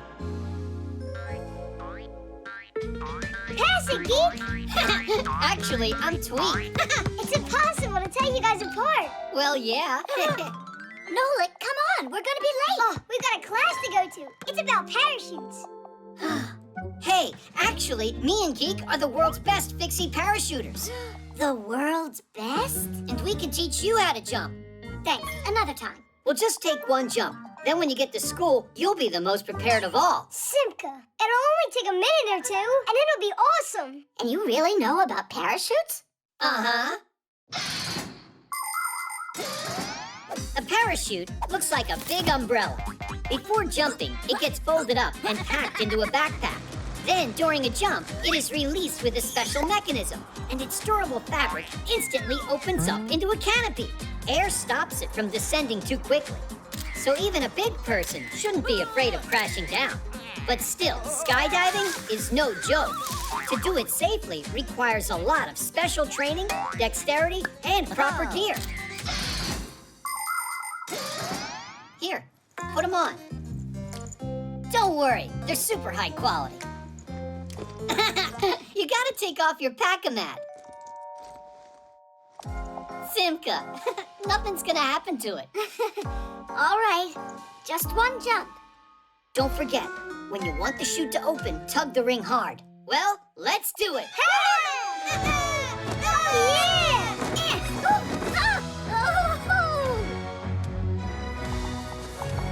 Class! That was nothing.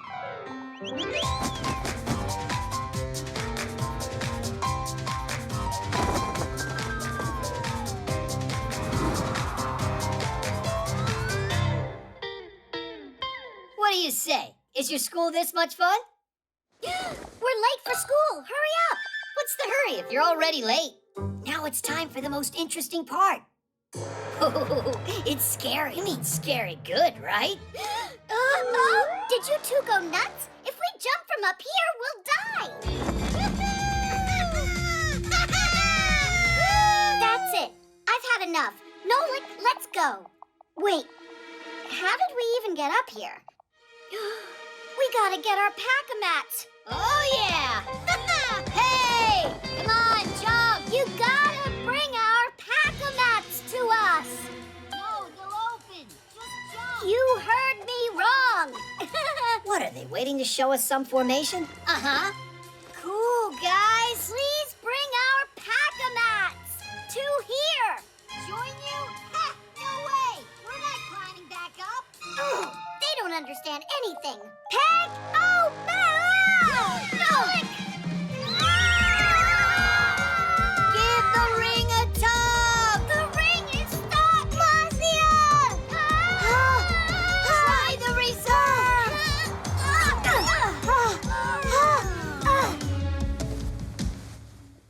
That's called landing in style. Landing in style? We almost plunged to our death because of you. Uh-oh. What is going on in here? Grandpoos, we were just, Cutting school, I believe. Aha. Quite original. Whose work is this? Oh, well, hello there. Hi there. This is our parachute. And these are our new friends, Tweak and Geek. Only the other way around. Twins! Fantastic! And at what school did they teach you to do that? We get homeschooling. Aha!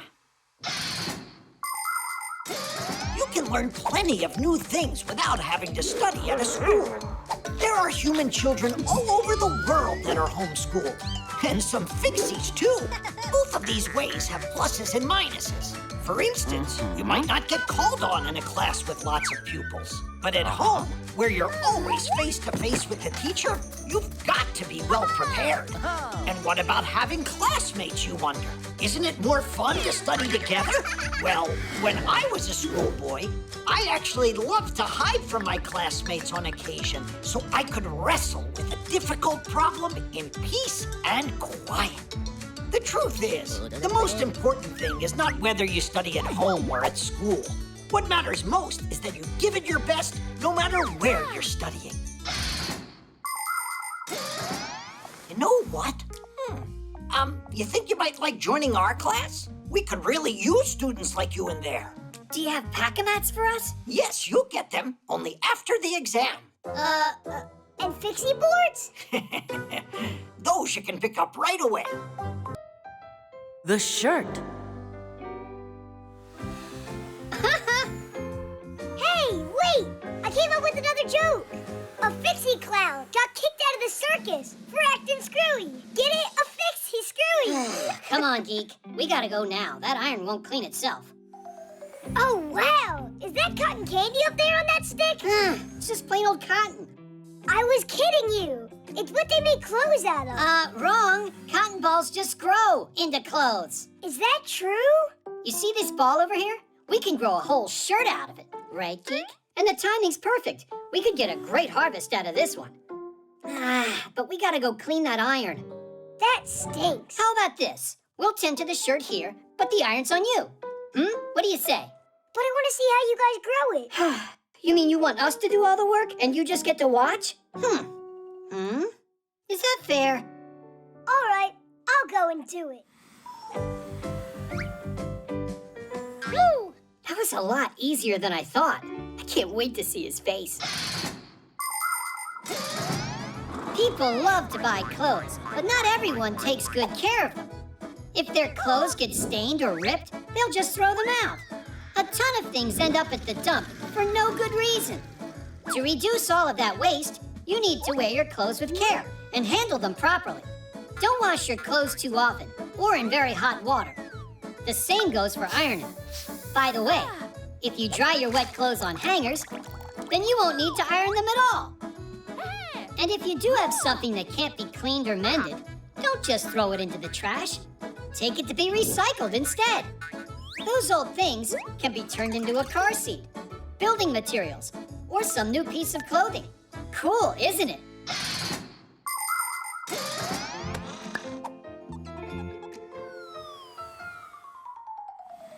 Pretty good, right? So let's start the show. It's growing! Great! All right! Keep going, keep going. Keep it up, just a little more. Come on. So, did it grow yet? Where's the shirt? I don't see it. That's just a thread, you guys. It's because we just started. And what about you? Did you clean everything? Then you need to get back to work. Oh, break time. Break time? What do you think we should do next? Did it grow yet? I think you should check back when you've finished half of the iron. All right. You really got 'em good.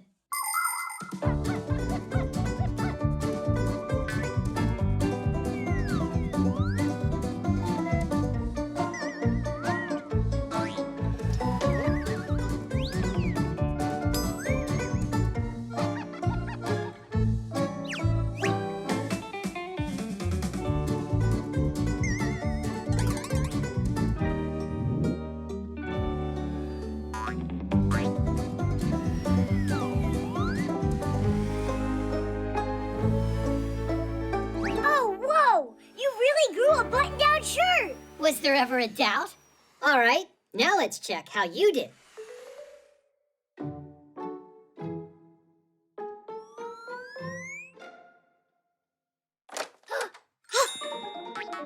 Wow!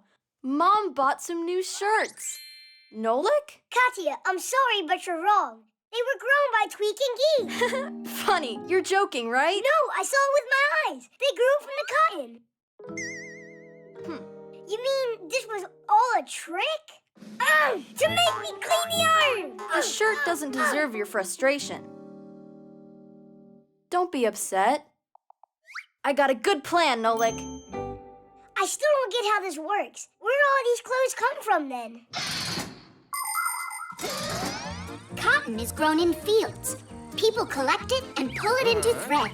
At factories, the thread is made into fabric, and the fabric into clothes that get shipped to stores all over the world. To make sure this process doesn't harm our planet, everything needs to be done with care.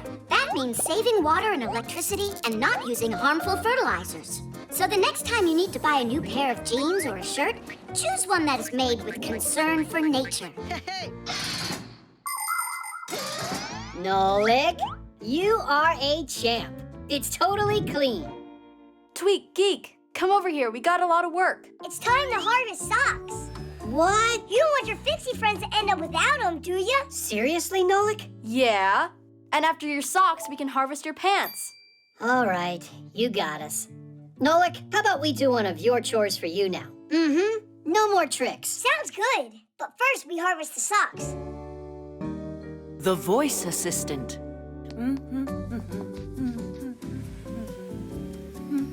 Tweak, Tom Thomas's mom is over there. Today at 10 a.m., you planned on going shopping. You're right. I totally forgot. Alyssa, thanks. You're welcome.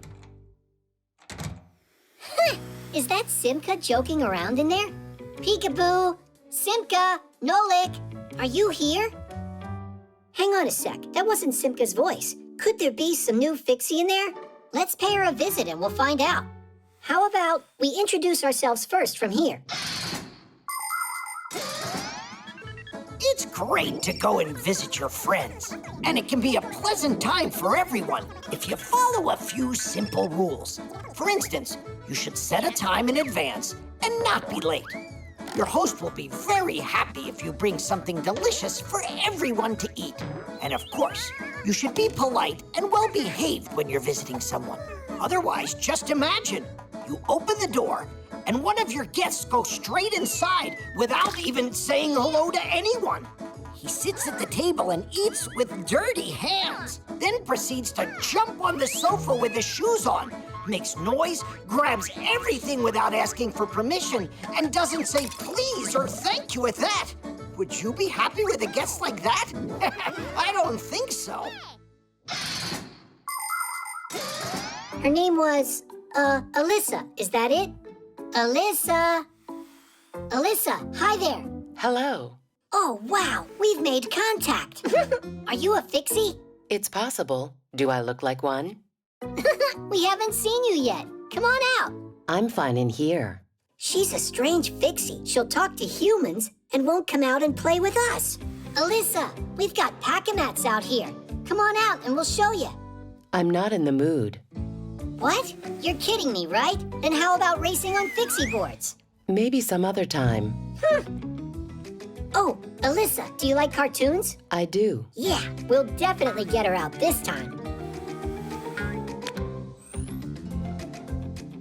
What kind do you like? I just don't get her. Fine, we'll pick one ourselves. Turn on a cartoon about cowboys. One moment, please. Now you're in the TV? How's that possible? Hey, say something, will you? I wonder if she ran back over there. Hey, are you in here? She could have gone in the remote. Enough of the hide and seek, Alyssa. Come on out. I have a headache and I'm very tired. How are you doing that? She's just punking us, I think. Stay right here. If you see her, catch her. Alyssa, come out of there right now. In your dreams. Are you mocking us, Alyssa? You've got nerve. Well, I've had enough. But how can we go in uninvited?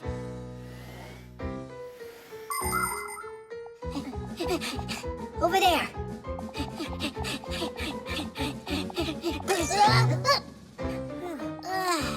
She got away. The TV. Let's go. Tweet, I've been waiting. What's going on with you guys? We're chasing the new Fixie. Chasing who? Alyssa, that's who. What, you didn't hear? You've got a new Fixie living with you. A Fixie? Alyssa is what they call their voice assistant. Who? Not a who, a what?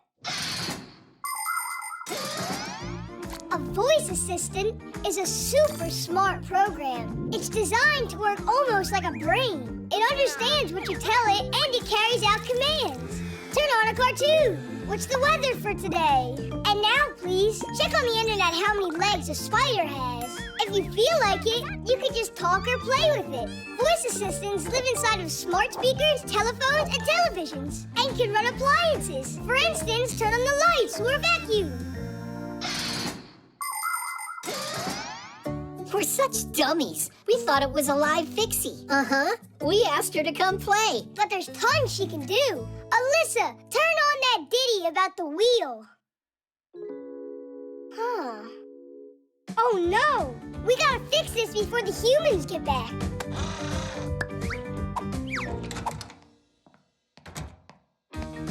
Alyssa, hi there.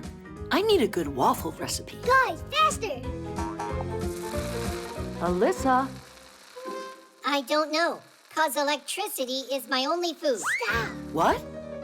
Alyssa, I need a recipe. I can help you cook lots of different meals. Cool. The cheat sheet. Simka wasn't joking around. She came up with a whole lesson, even brought a board like a real teacher. Well, of course she did. She's not the one that Grampoos is making retake the test. I marked the last test you both had. Simka, you got everything right. You've done it again. Yeah! And what about you? Nothing. Well, Fire, that nothing of yours needs to become something. I'd appreciate if you'd help Fire learn these formulas. Oh, please, not that. We'll study at my place in 1 hour. Don't be late. So tired of this. Simka, you got everything right, just like always. She left me a note. How very interesting. A cheat sheet, huh? That explains why she always gets perfect grades. The professor should see this. Although, I might want to use it myself.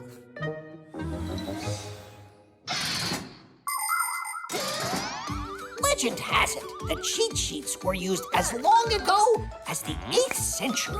Charlemagne, despite being a learned king, couldn't remember how to properly write his name. That's why he always carried a special piece of paper with his monogram on it to copy as needed.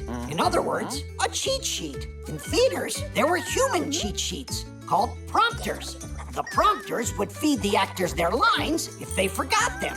Today, TV news anchors, weather broadcasters, and video bloggers all use teleprompters.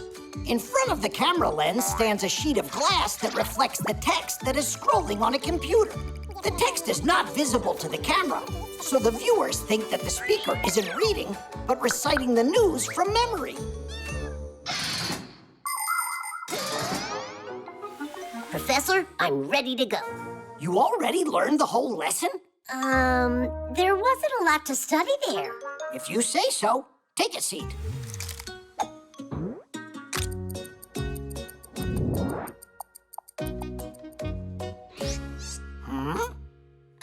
My leg. It's itchy.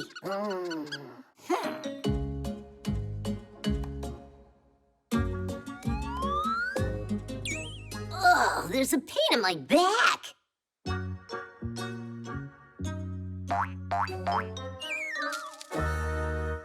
So you decided to cheat on my test? It's not my cheat sheet, it's Simka's. You don't say, but you're the one cheating here. You need to go study.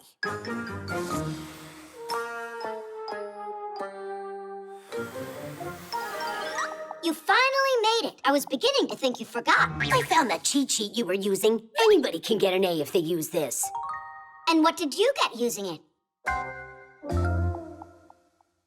Don't be that way, Fire. These kinds of things can only help you if you write them yourself. Don't make me laugh. Write on this. There's no space on here. Just write with small letters and accurately.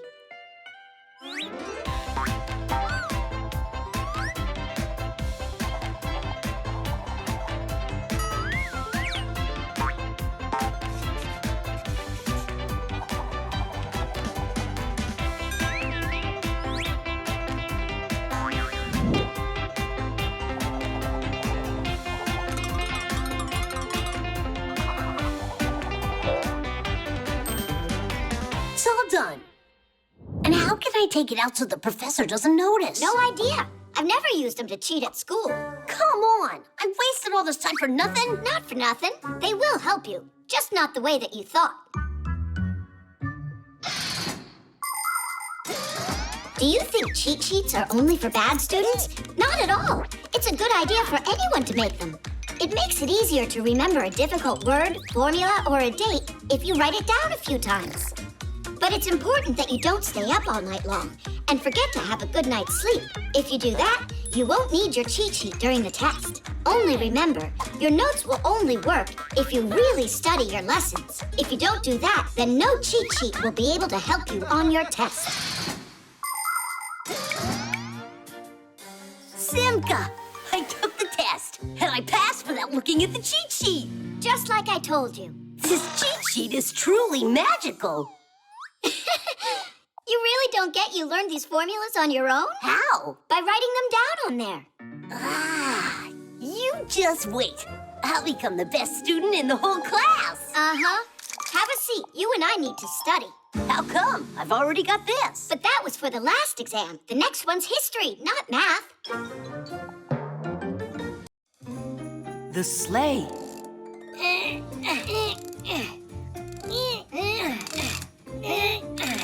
All right, let it drop.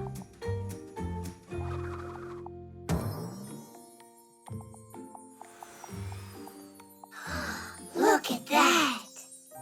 Oh, it's a shame humans have Santa Claus and Fixies don't. What makes you think that they don't? You know, Santa's bringing presents later today. And while he's visiting, he'll even give you a sleigh ride. For real? Hooray! Can I have a second to talk with you? What's all this nonsense? Where are we supposed to find some Santa Claus for this? I figured it all out. Tell me you're joking. No, I won't have this masquerade. Trying to do something fun for the kids is too much for you? I see. Can you put together a sleigh at least? I'll take care of the rest myself.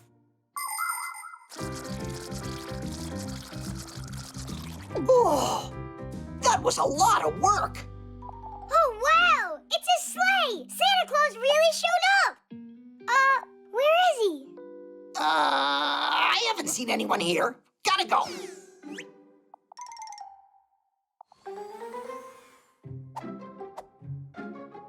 I'll take one ride, that's all. Santa Claus won't care.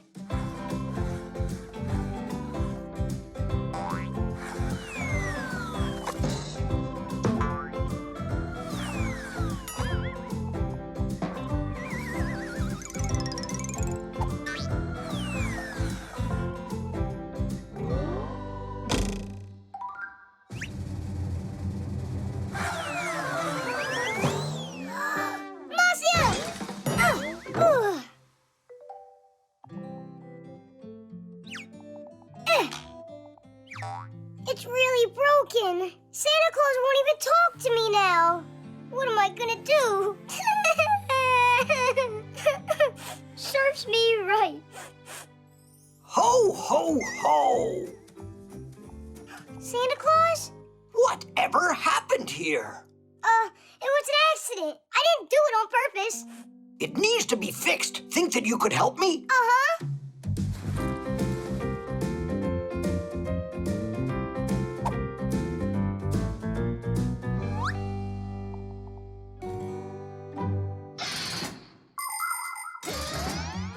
Sleds and sleighs are simple but very useful things. Just attach a seat to a pair of runners, and the sled is ready to carry people or loads. In snowy places where cars might get stuck, a sled can easily glide right on top of the snow. And if you harness a dog to one, no one will be able to keep up with you. There are even different kinds of sports that feature dog sledding. There are also people who attach sails to sleds so they can catch the wind and sail along the ice at high speeds. And of course, you can just have fun going sledding. The more people on board, the faster you'll go. You can climb to the top of a hill with your family and sled on down together. You'll fly so fast the wind might whistle in your ears. Hey, hey, hey! Look out below!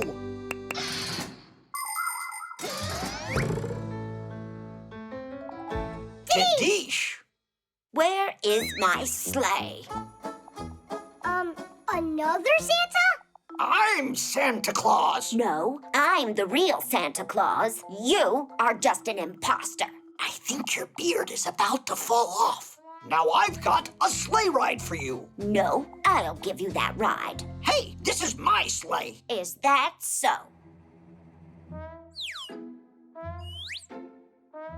I got 2 Santa Clauses at once? Class! Wow, I am so lucky! You certainly are. 2 is much better than 1. Now that's one thing we agree on. Oh, wow. Looks like a Santa Claus party over here. Isn't he cool? Which do you mean? The one that looks like Nolik's grandpa's or our Vassia? So, are you ready for your presents?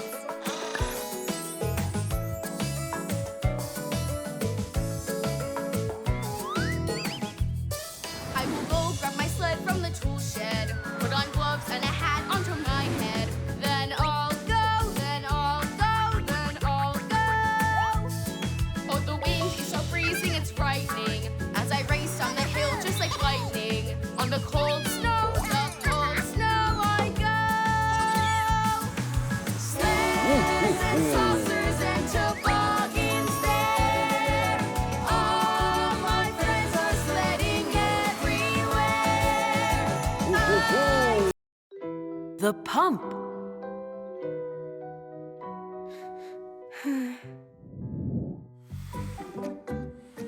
Tom Thomas, how about we play cars? I don't want to. Then let's play soldiers. Not soldiers either. What's wrong with you today? It's that Katya, she didn't invite me to her birthday party. Why? Do you know? We were playing a game of chess, and I did this stupid move, and she didn't let me play it over. And then? Then I told her she was a meanie, so we had a fallout. Just apologize already. It's so easy. And then wish her a happy birthday. It's so easy for you to say. I don't have a present, so how can I go? Do you have balloons? Sure, right here.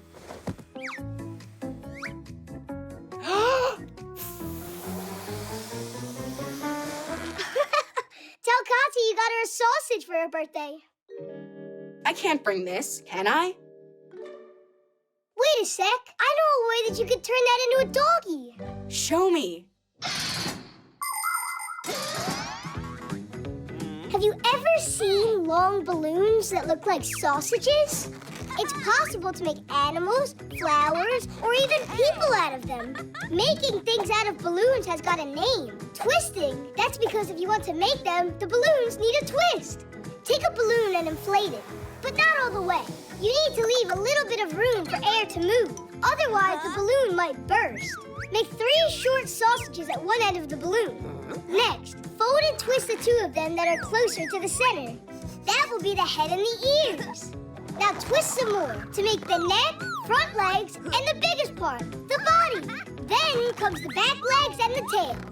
And that's it. The doggy is done. Now go and try to do it yourself.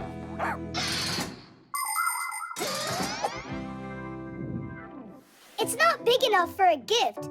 You need to give her more than that.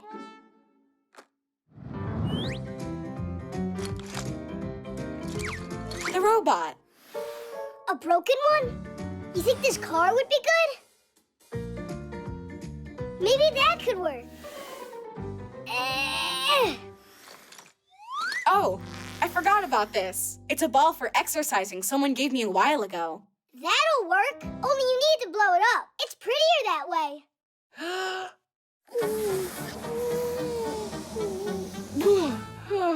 I got dizzy from that. Then how about a hairdryer? Yeah, or a vacuum cleaner.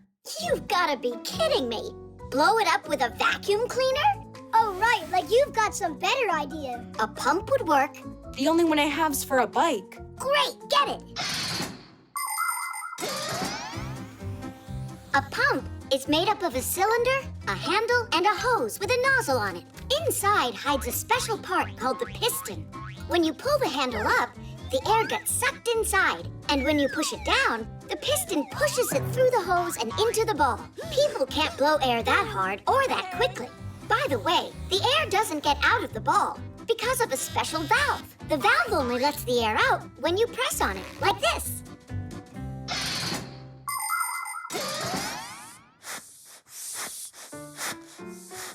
What inspired you to take out that old present after a year? Tom Thomas is going to give it to Katya for her birthday. Are you guys serious? You're going to give her some old thing you don't want? Come on, Simka. The ball's practically new. I'd say used is more like it. A present is something you should put your heart into. And what did you put into that? He put the air in it. Look how he's pumping. Anyway, you can't give presents like that. Yes, you can. No. Yes. No. Yes. Ah!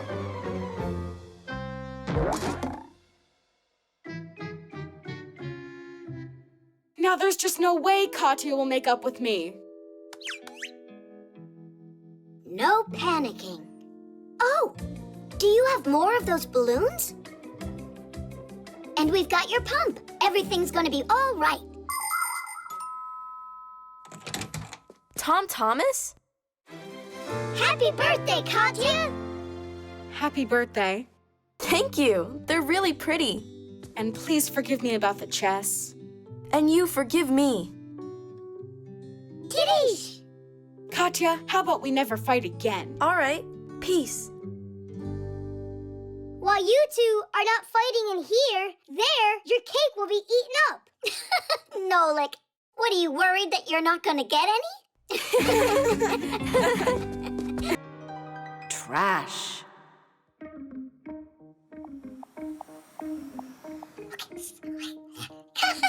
Prepare yourselves. Right now, Maestro Nolik will use nothing but mind power to switch these shapes around. Yay! Abracadabra! Alaka! Achoo! Maestro, you appear to have grown a third hand. Teddy! Splendid. Bravo, Maestro. Bravo. Let's go to the laboratory. Something really cool's about to start there. Wait, I'm not done. I have some more tricks for you.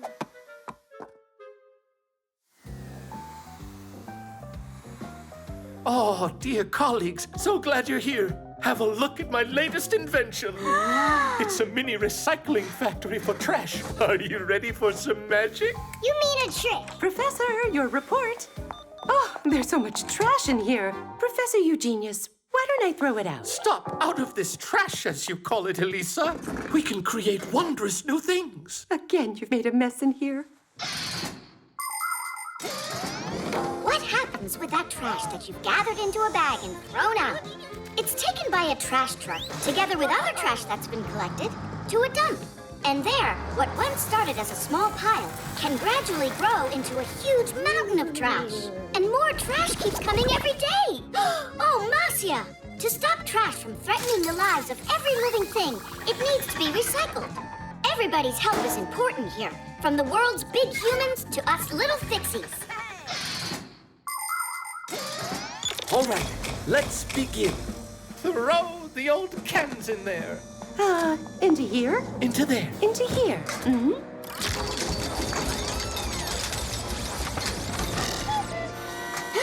Splendid. You see, the machine recycled the old metal can into a new shiny one. What a silly trick. Nolik, quiet. I'm telling you, he had the new can planted in there. It's time for glass. All right, Elisa, go on. Into here? Into there, Elisa. Into here. It's that sweet little vase that you went and dropped yesterday. It's like new again. He glued it together, no doubt. You don't know anything about it.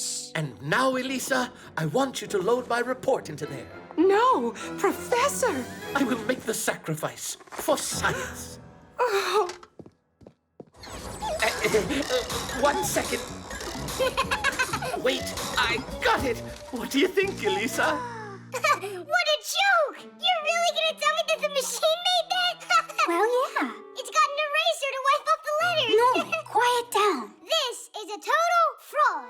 Nolik, you're the only fraud around here. Oh, yeah? I'm gonna prove it to you. And now, the final experiment. You have never seen anything like it. We put some plastic in there, then press on here like that. No!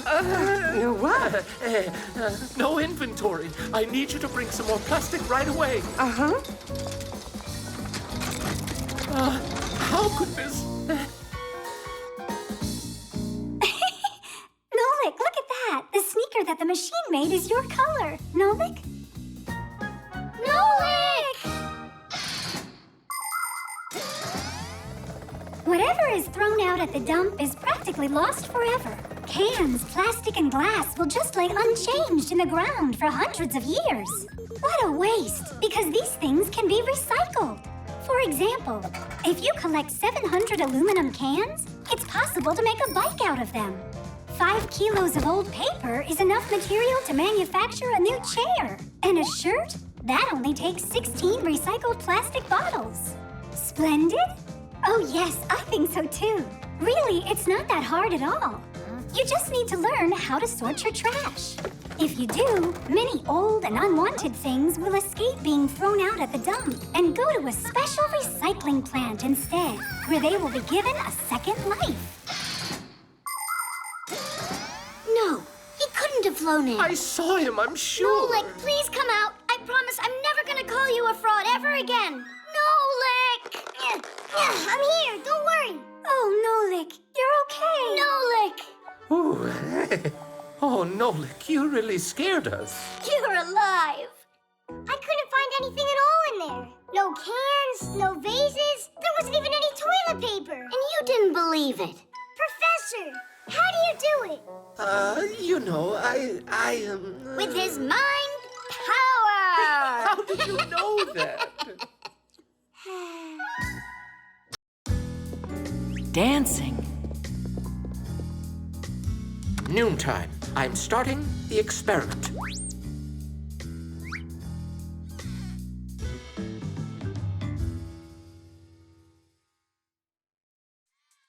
Huh?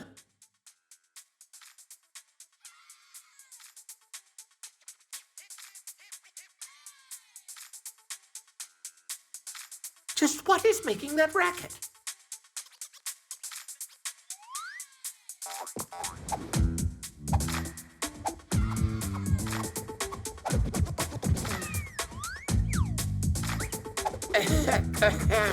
Ah, Professor, check out this dance we're doing. This is not a discotheque, it's a temple of science. You'll have to turn off that thing. All right, the readings are normal. Dancing is something you can do anywhere. Professor, your attention, please. Have you ever noticed how your arms and legs just want to start moving all by themselves when some familiar music is playing? Uh-huh. We might start clapping our hands, stamping our feet, or swaying side to side. That's all part of dancing. Ancient tribes believed that dancing could change the weather or scare evil spirits away. Now, most people dance just for pleasure. It's not only fun, but good for our health, too, because dancing is like exercising to the music. But you see, science and dancing don't mix. Now I get it. The truth is that you don't know how to dance, right? I'm sorry to tell you, but your assumption is entirely incorrect. Yeah, sure. You're a dancing professor. Yes, of course you are.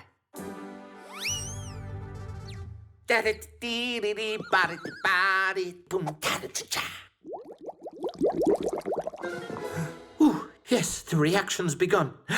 Let it run a bit longer. Only no more than a minute. Cool dance? Anyone can dance without music. Well, then here we go.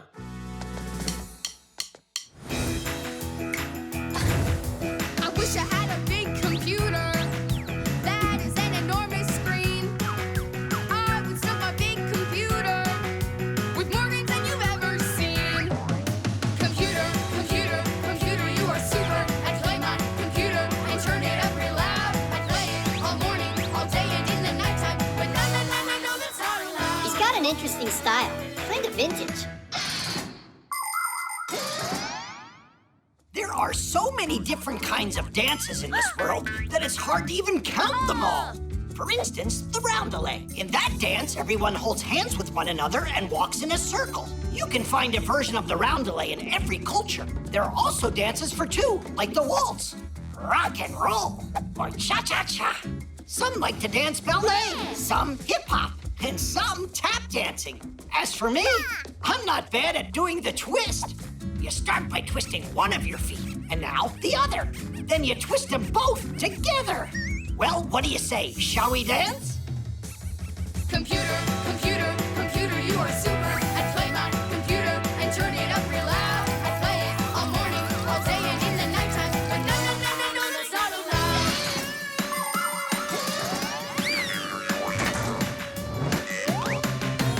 I have got a dream that's burning, a dream that I will not forget.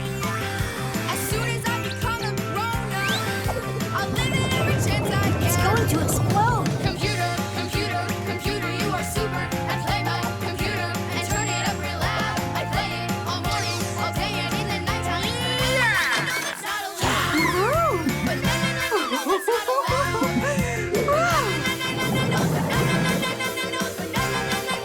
Oh, no, it's not allowed.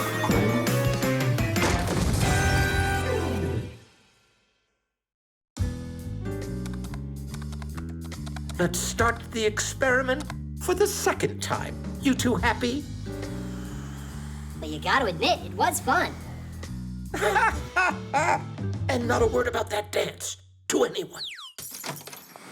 Professor Eugenius, where did you learn to dance so well? Hey, Lisa, your eyes play tricks on you. Only you twirled so nicely. That was just my leg falling asleep. You know that science and dancing don't mix. Right. Of course not.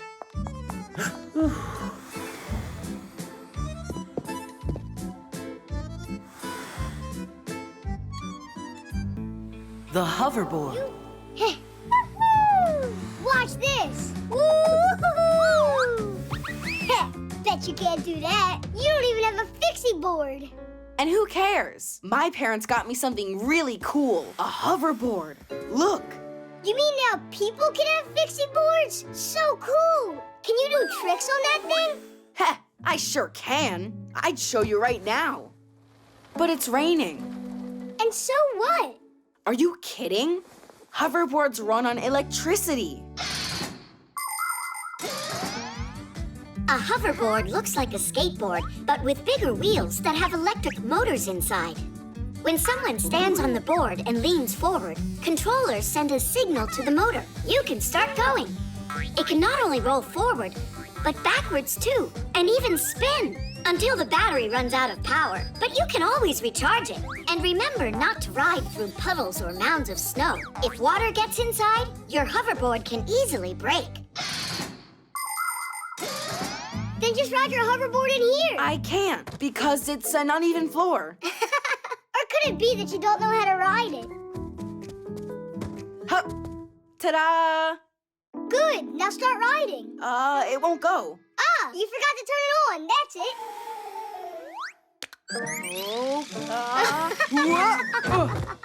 Don't laugh at me, Nolik. It's the floor's fault. I'd even fall off a scooter in here. Uh-huh, whatever you say.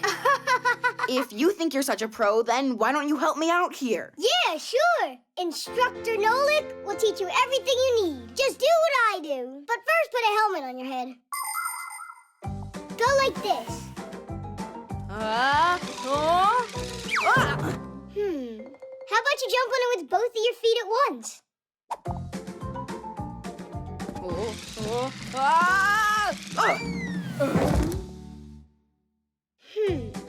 How about jumping on it backwards? That's scary. Don't worry. Just close your eyes.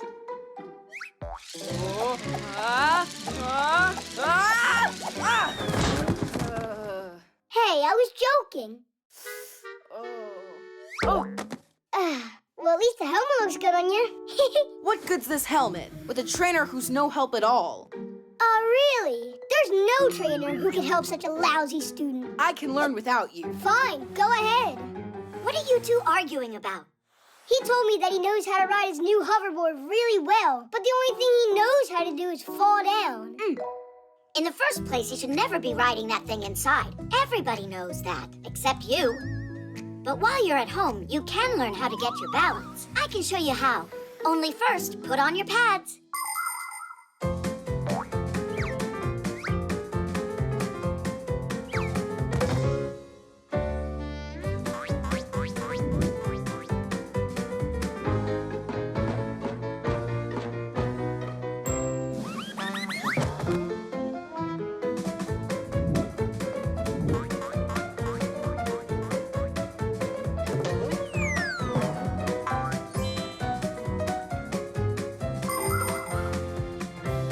Class! Simka, you're a really great trainer.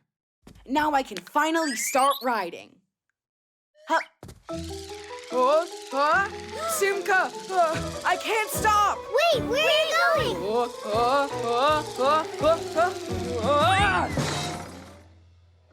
Thank goodness he was wearing his helmet. And those pads. On segways, hoverboards, and electric scooters, it's easy to pick up speed and fly like the wind. That's why when you ride any of these vehicles, please do it with care. Always wear protective pads and a helmet. While you're riding, it's important to pay attention to what's in front of you and to your sides. Someone could suddenly appear from around the corner. If you get to a road that you need to cross, you have to get off of your vehicle and walk it. Remember, you're not the only one out there, and you have to share the road with others. Everyone should feel safe. Pedestrians walk along their paths. You ride to their side, and cars are driving on the roads. It's really nice when everybody respects each other. Ow! Ouch, that hurts. Tom Thomas, are you all right? Didn't we agree we'd go outside after the rain's over? What? Couldn't wait to give it a ride? I hear ya. I want to give it a little ride too. Now just sit back and watch your dad show you how it's done. Yep. As the saying goes, like father, like son. The roller coaster.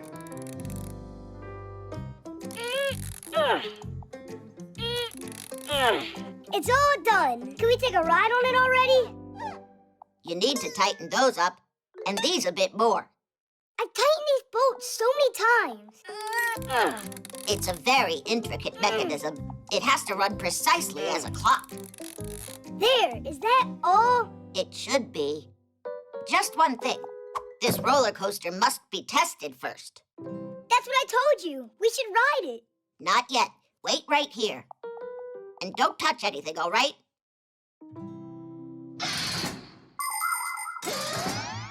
Anybody can have fun on simple rides like swings, carousels, and sliding boards. The kind you find in just about every playground. But for real excitement, nothing beats the huge rides at amusement parks that can lift you up at high speed, twirl you around and around, or even send you upside down. Before any of these rides are open to the public, they go through a long and thorough inspection, with the first passengers being heavy bags or mannequins. Oh, whoa! Looks like we came to the right place. Is this your roller coaster? Mine and Digit's. Hey, Digit said not to turn it on. We still have to test out this ride. So, test it on us. Without Digit? Ugh, enough already with Digit. You scared to start it yourself? Me? Well, yeah. Why's Digit allowed and you're not? Yeah, why not? I know how to use these buttons too. Are you ready?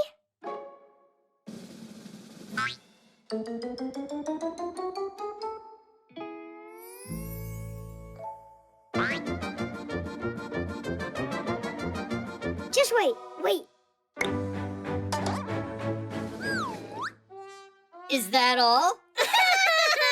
Yeah, guess we gotta wait for Digit. All right, let us out. How? It's enough joking around. Let us out! It's awesome! Ha, super! Huh? One more? Okay, yeah! Woohoo!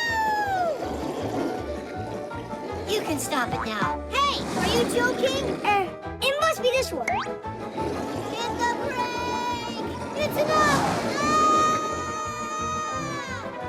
The lever!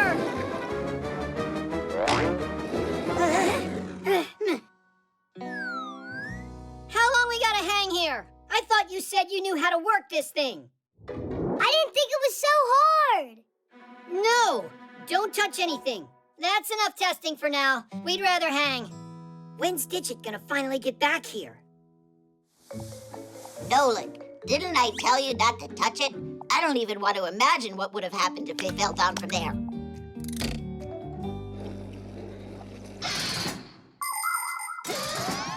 When you're going to take a ride, even a simple one, there are a few rules to follow to stay safe. On swings and merry-go-rounds, hold on to the chains or pull tightly. If you're going to go on a big ride, it's best to empty your pockets and leave your toys and phones with an adult, because at such high speeds, they can just fly off. Always make sure to check that your seatbelt is securely fastened, and under no circumstance should you unbuckle it. It's also dangerous to take food on a ride. You can choke on it and make a mess on your neighbor. Only go on rides if there's a supervisor there to run it. And it should go without saying that you should never touch anything that you're not supposed to. There you have it. Just follow these simple rules and enjoy the ride.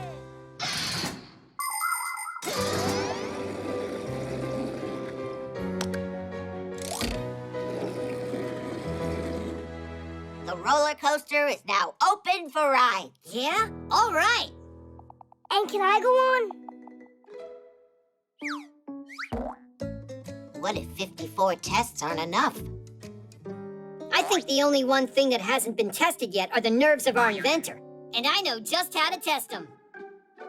Hey, got him. Are you sure about this?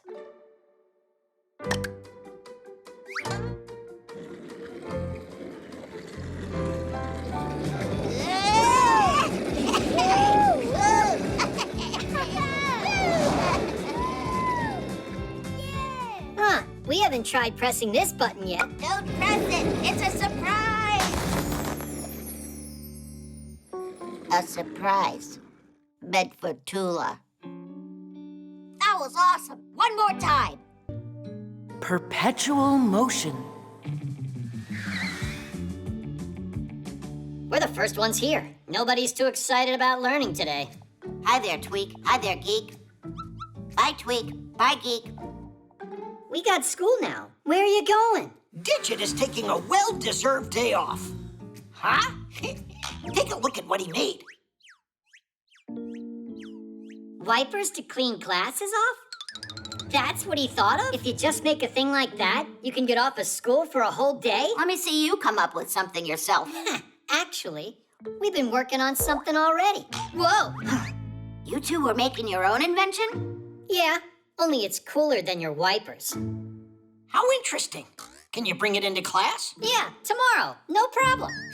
That'd be great. But for now, you've got a lesson.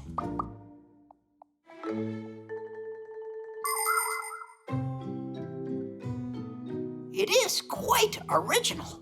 But yesterday, I gave you the day off class so you could get some rest, not keep working. By the way, I thought the twins were bringing in their new invention with them. Here I am. Where's Geek? Geek will be here soon. But we don't have to wait. And here's our perpetual motion machine that I'll be showing you today. Perpetuum mobile? What? Sounds very intriguing. I can't wait to see it. Are you ready? Ta-da! Now we can go home, right? No one ever invented a machine with perpetual motion. Just imagine how great it would be if we could have perpetual motion machines. You start the machine up once, and then it would continuously move heavy loads, push water through pipes, or create heat and light, all without ever stopping, charging, or refueling. Scientists have been trying to create this kind of machine for ages, but so far, they have never been successful. Because the very idea of perpetual motion goes against the laws of physics. Stop trying to be so smart. Look, it's working, isn't it? I gotta figure out how. What's there to figure out? All that matters is that we promised, and we did it. Examine it if you want. And Tweak, you're free to go. But he'll break it if I go home now. Well, then stay if you'd like.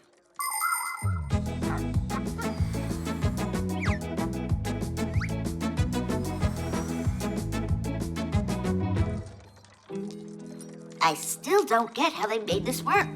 Aren't you tired? You've been doing that for more than an hour. You plugged it into an outlet. That's how you did it. Where's the wire? It's your idea. You find it. Uh-huh. It's probably got an air supply hidden somewhere on this thing. Or... It turns on its own, Digit. How can you not understand that? On its own.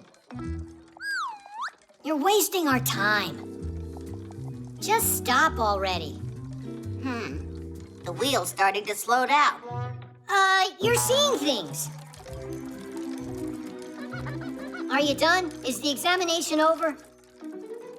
It's hard to believe, but it looks like you really invented a perpetual motion machine. It finally sunk in. Why don't you go tell the professor? And I am going home. What took so long? I really thought I would die. Next time you pedal. Relax, brother. We got out of class. Geek, you kept going for a while in there.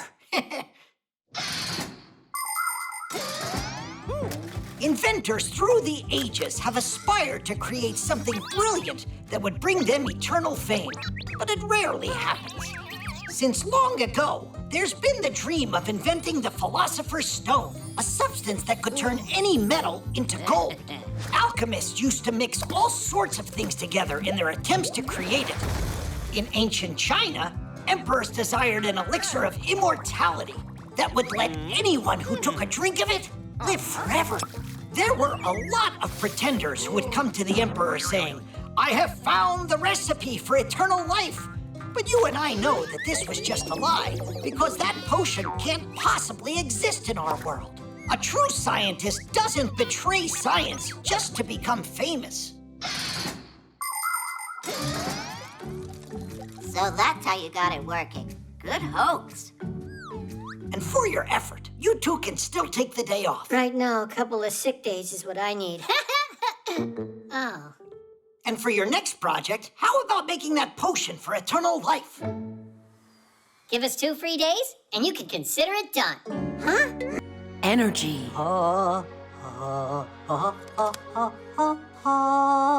Good morning. We're here for the exam, so you'll give pack-a-mats to us. That's excellent. And who's going to take it first? But, Professor, we, Do everything together?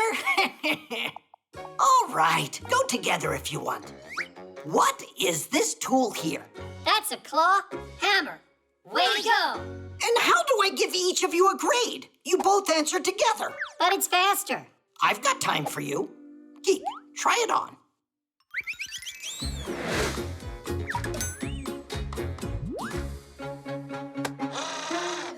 It's a screwdriver. Again? Well, maybe one pack-a-mat for the two of you is enough. You know what? Each one of you is going to get his very own exercise. I present you a model of a real power plant. It's gigantic. But it's not finished yet. Exactly. That's going to be your job. An electro power plant is a factory that produces energy. In order to keep running, they need some kind of fuel, like, for instance, gas. Burning the gas causes the turbine blades to spin, setting the generator into motion so it can produce electricity. The leftover heat doesn't go to waste. It's sent to a boiler. Inside the boiler, it's used to boil water. The steam from the boiling water powers up another turbine and generator, so even more electricity can be produced. Your job is to finish building the model. Not yet. Geek will put together the turbine and tweak the generator. Who's ever first to finish that is gonna get this pack-a-mat. That was a rhyme. Are you ready?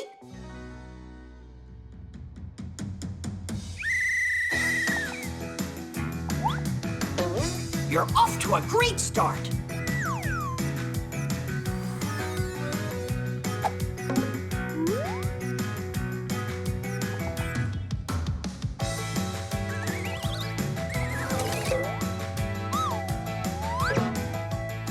Now you need to add the fasteners. A critical moment.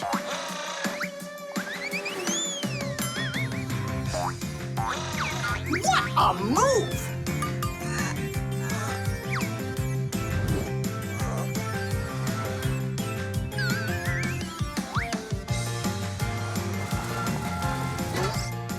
What an intense game! I mean, exam. These two are going neck and neck.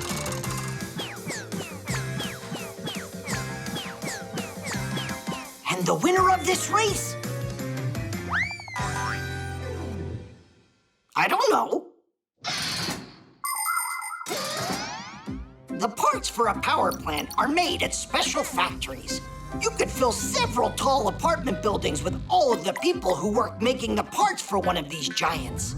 And all of these workers are real professionals. How could they not be?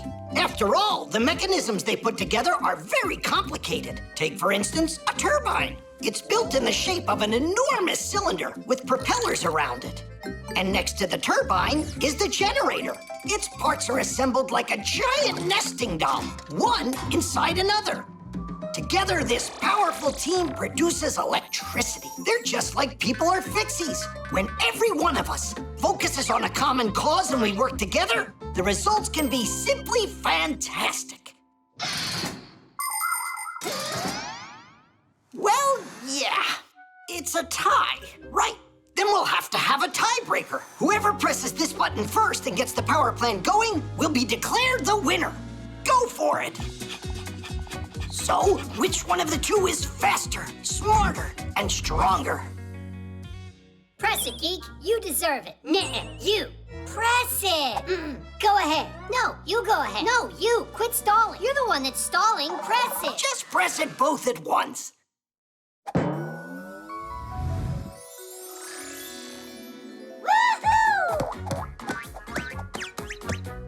That was an excellent job you did.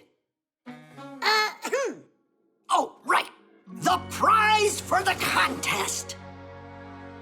Unfortunately, I've only got one Pac-A-Mat for the two of you. It's all right. We're always together anyway. We'll figure out some way to share it.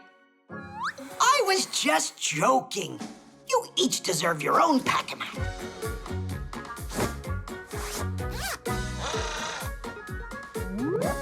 Titties! Snow.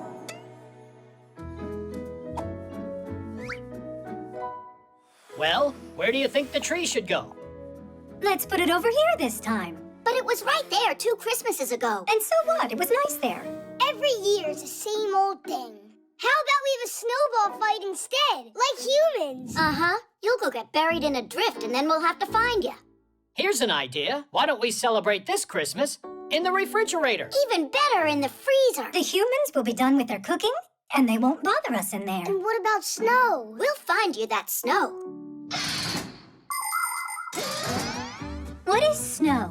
When water evaporates from seas and rivers, it flies into the sky, turning back into liquid again. The drops are so tiny and so light that they just hang in the air and form clouds.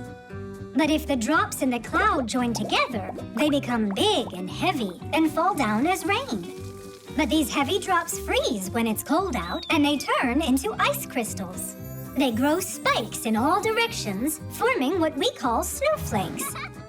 Snowflakes come in a variety of shapes: stars, needles, columns, and even triangles. Each one of them has its own unique design.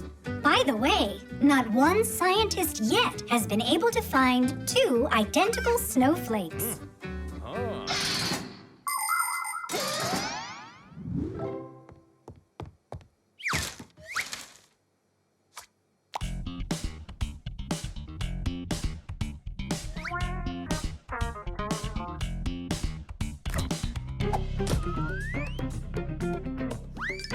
Refrigerators are the best if you love chilly air. You love chilly air. You love chilly air. Penguins go there for a rest. So do polar bears.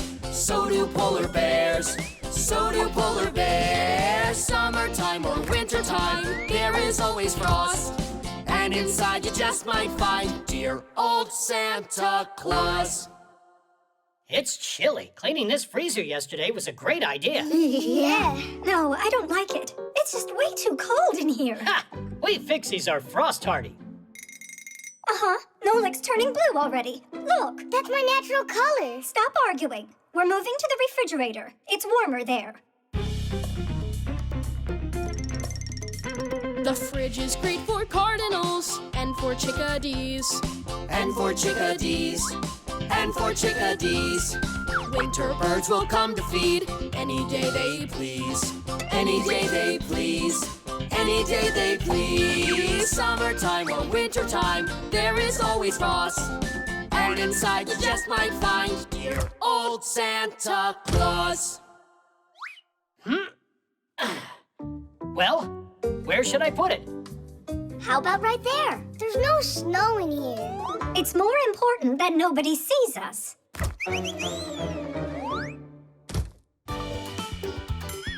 In the fridge, the weather is a walrus's dream. Walrus's dream. Walrus's dream. They love jumping in the water and the sour cream. And the sour cream. And the sour cream. Summertime or wintertime, there is always frost. And inside you just might find dear old Santa Claus. If they put in one more pot of food, then there won't be any room left for us at all in here. Or snowball fight either. There's no snow in here anyhow. This was a bad idea. Let's just go home. The television will be cozier. Marcia, let's go back to the freezer. It'll be fun for the kids. There won't be any snow in there, but we'll be able to find some frost. And to keep ourselves from getting cold, we can dance in a circle. You convinced me. Quickly, Christmas will be here soon. Everybody needs a fridge. It has ice and snow. It has ice and snow. It has ice and snow. Only we could use a smidge more room for the food to go. Room for the food to go. Room for the food to go. Let's all climb inside in there like one big happy brood. But there's no space. There's no space. Who cares? We'll just eat the food.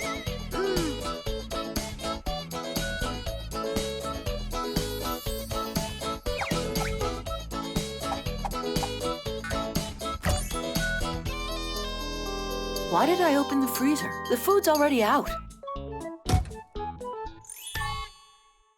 Oh, those humans.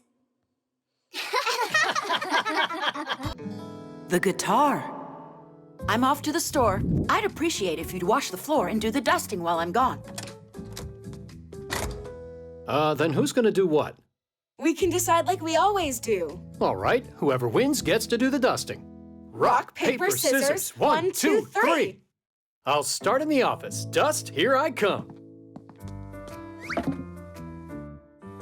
This is unfair. What do you mean? You lost. We both saw it. Yep, I know. Do you hear that? What's that noise? A guitar? Uh-huh. Sounds like Dad's doing his dusting. Simka, where you going? She's a music fanatic.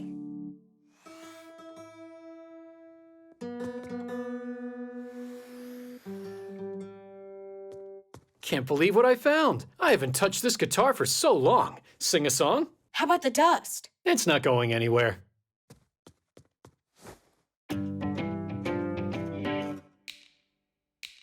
My glass is cracked, now I can't see. My glass is cracked, now I can't see. My glass is cracked, now I can't see. My glass is cracked, now I can't see. My glass is cracked, now I can't see a single thing in front of me.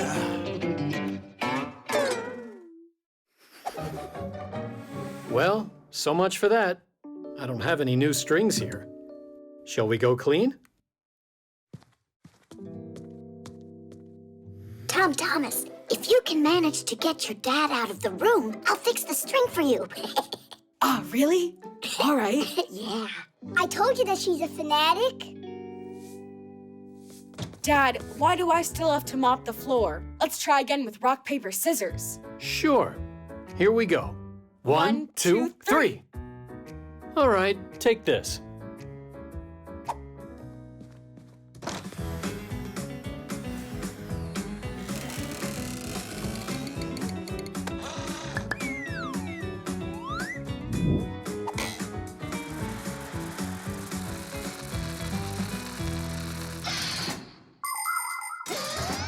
You can take a guitar with you anywhere you go. To your friends, to the country, or on a camping trip where you can sing songs by the campfire all night long. By the way, did you know that a guitar is called a plucked instrument? That's because the player plucks its strings with his fingers. When plucked, a string starts vibrating, producing a beautiful sound. The thinner the string, the higher the sound, and vice versa. To play a melody, you need to press the strings down onto the wooden neck, which is also called the fretboard. The guitar has many relatives: ukulele, banjo, dumbira, lute, and even balalaika. There are a lot of them, but the one that I like the most of all is the powerful electric guitar. Connected to an amplifier and speakers, its sound can fill an entire stadium.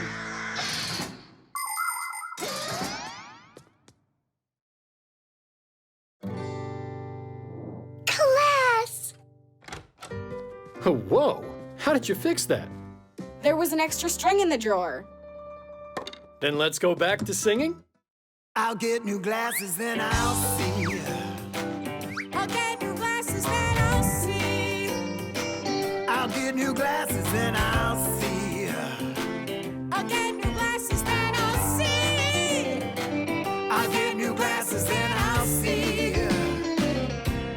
everything in front of me. I will see, yes, I will clearly see. With these brand new glasses, I'll be free. Yeah. But I'm not sure how happy I'll really be if I see that you have been sneaking with me. I got new glasses and I see. I got new glasses and I see. I got new glasses and I see. I got new glasses and I see. I got new glasses and I see that you ate all of my candy. Why'd you have to do something like that? Mommy, Dad and I were singing a song. I can see that. Did you like it? Of course I did. And I really like how everything is so clean. Sorry. We were just about to get started. That's wonderful. And I'll play for you. 'Cause cleaning to music is fun. 4, The bones. 5, 6, This way. 7, Hurry. 8, 9, Where should I hide? 10. All right, ready or not.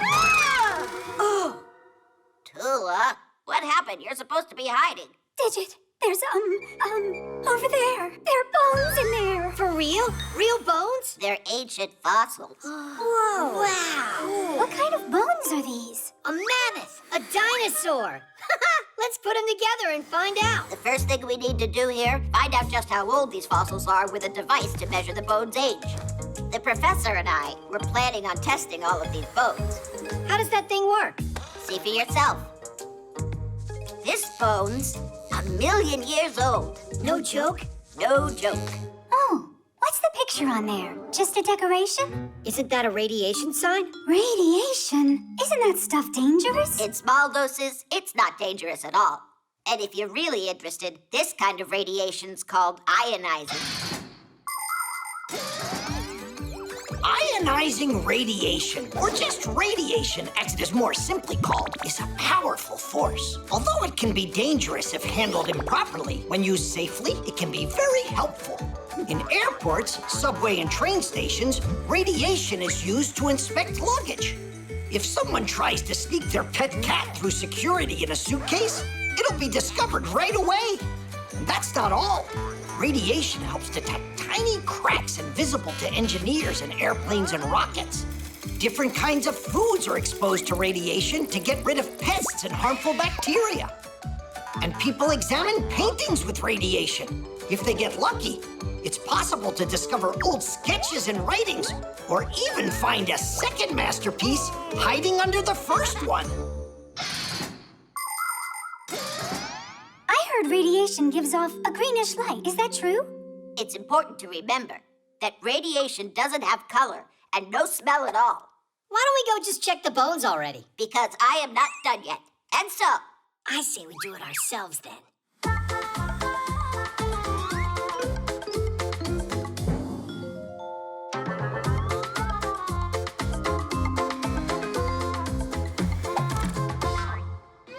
It's just some regular fish.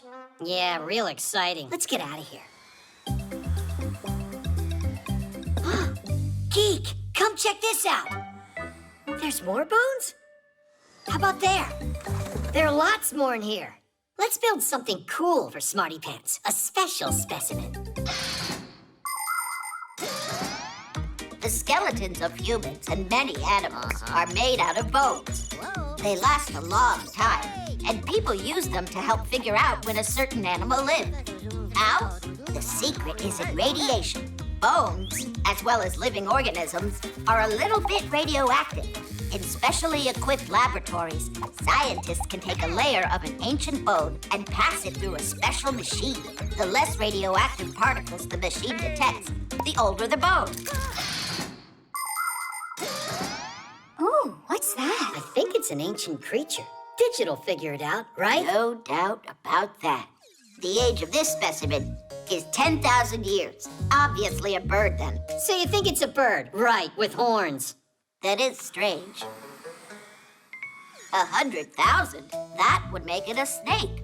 With wings, you mean? And here, 1,000,000 years old.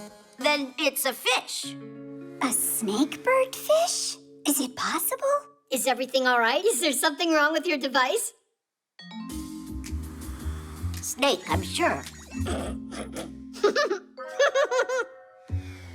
Here it's bird. Here it's fish. And snake. I just don't get what's wrong.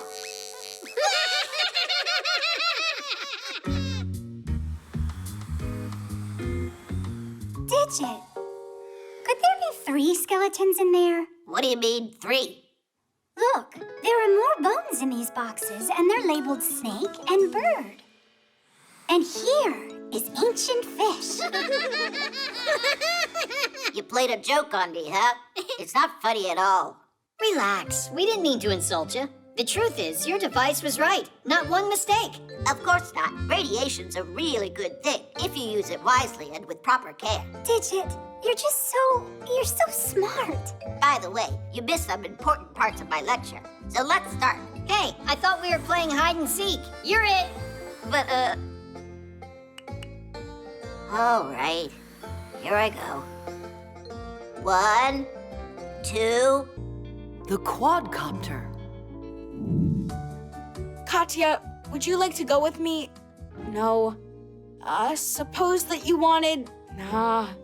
Just say what you want to say. Katya, let's go to the movies. That's easy for you to say. This is about asking her to go to the movies, not a walk. Ah. Well, in that case, just send a text to her. Or better, write a letter and send it. By the time it gets to her, the movie will be over already. And what if we send it by quadcopter? Class! And I can send back Katya's marker, too. Now launching our postal quadcopter. Let me help. Nolik! Steer the other joystick.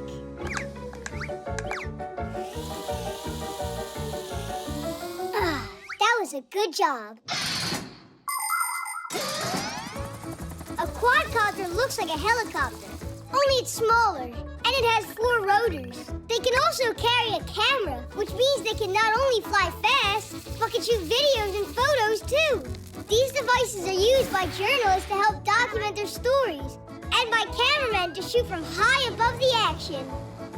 Quadcopters also help rescuers find missing people.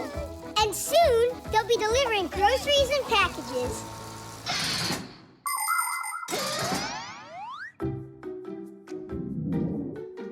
She's taping a note on it. Let's fly it back here. Thank you for the marker? What about the movies? Nothing at all. She doesn't want to go. Maybe Katya doesn't want to go with me, but with Johnny. Your imagination is awesome. All right, we'll check with the quadcopter. But that's spying and that's not good. Only that Johnny. Someone's not answering her call. I'm sure it's Johnny. He never hears his phone when it rings. Now she's writing him a note? So that's how it goes. Katya, now I know everything. Enjoy the movies with Johnny. But the friendship between you and I will always be strong? Is now over. And that is that. What? When ancient people needed to send a message, they would make signals with loud drums or with smoke from fires. The signals were then sent repeatedly in a long chain, moving from one settlement to the next. Later, people started using messengers and carrier pigeons to deliver the news. It was not until the 16th century that a real postal service appeared in Europe. A postman would travel in a carriage, only they were so far that he could go. With time, ships and trains started carrying letters. But today, most everything is sent through the internet. 1 second and the message is already in an electronic mailbox or on social media. Paper letters are becoming rarer and rarer. But you gotta admit, to get a real letter feels great.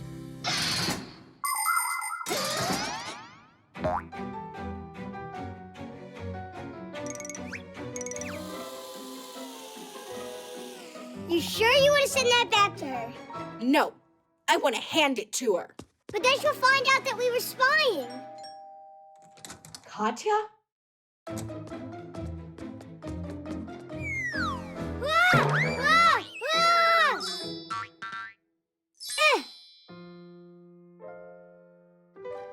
Tom Thomas, how come you wouldn't answer your phone? You were calling Johnny. You didn't call me. And why would you think that?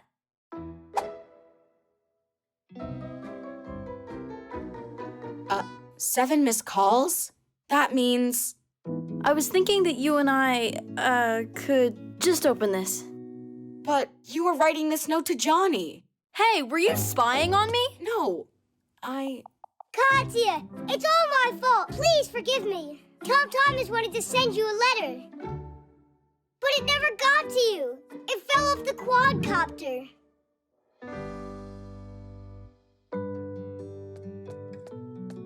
Come on, read already. Tom Thomas, let's go to the movies. Promise you won't spy on me ever again. You picked the movie out.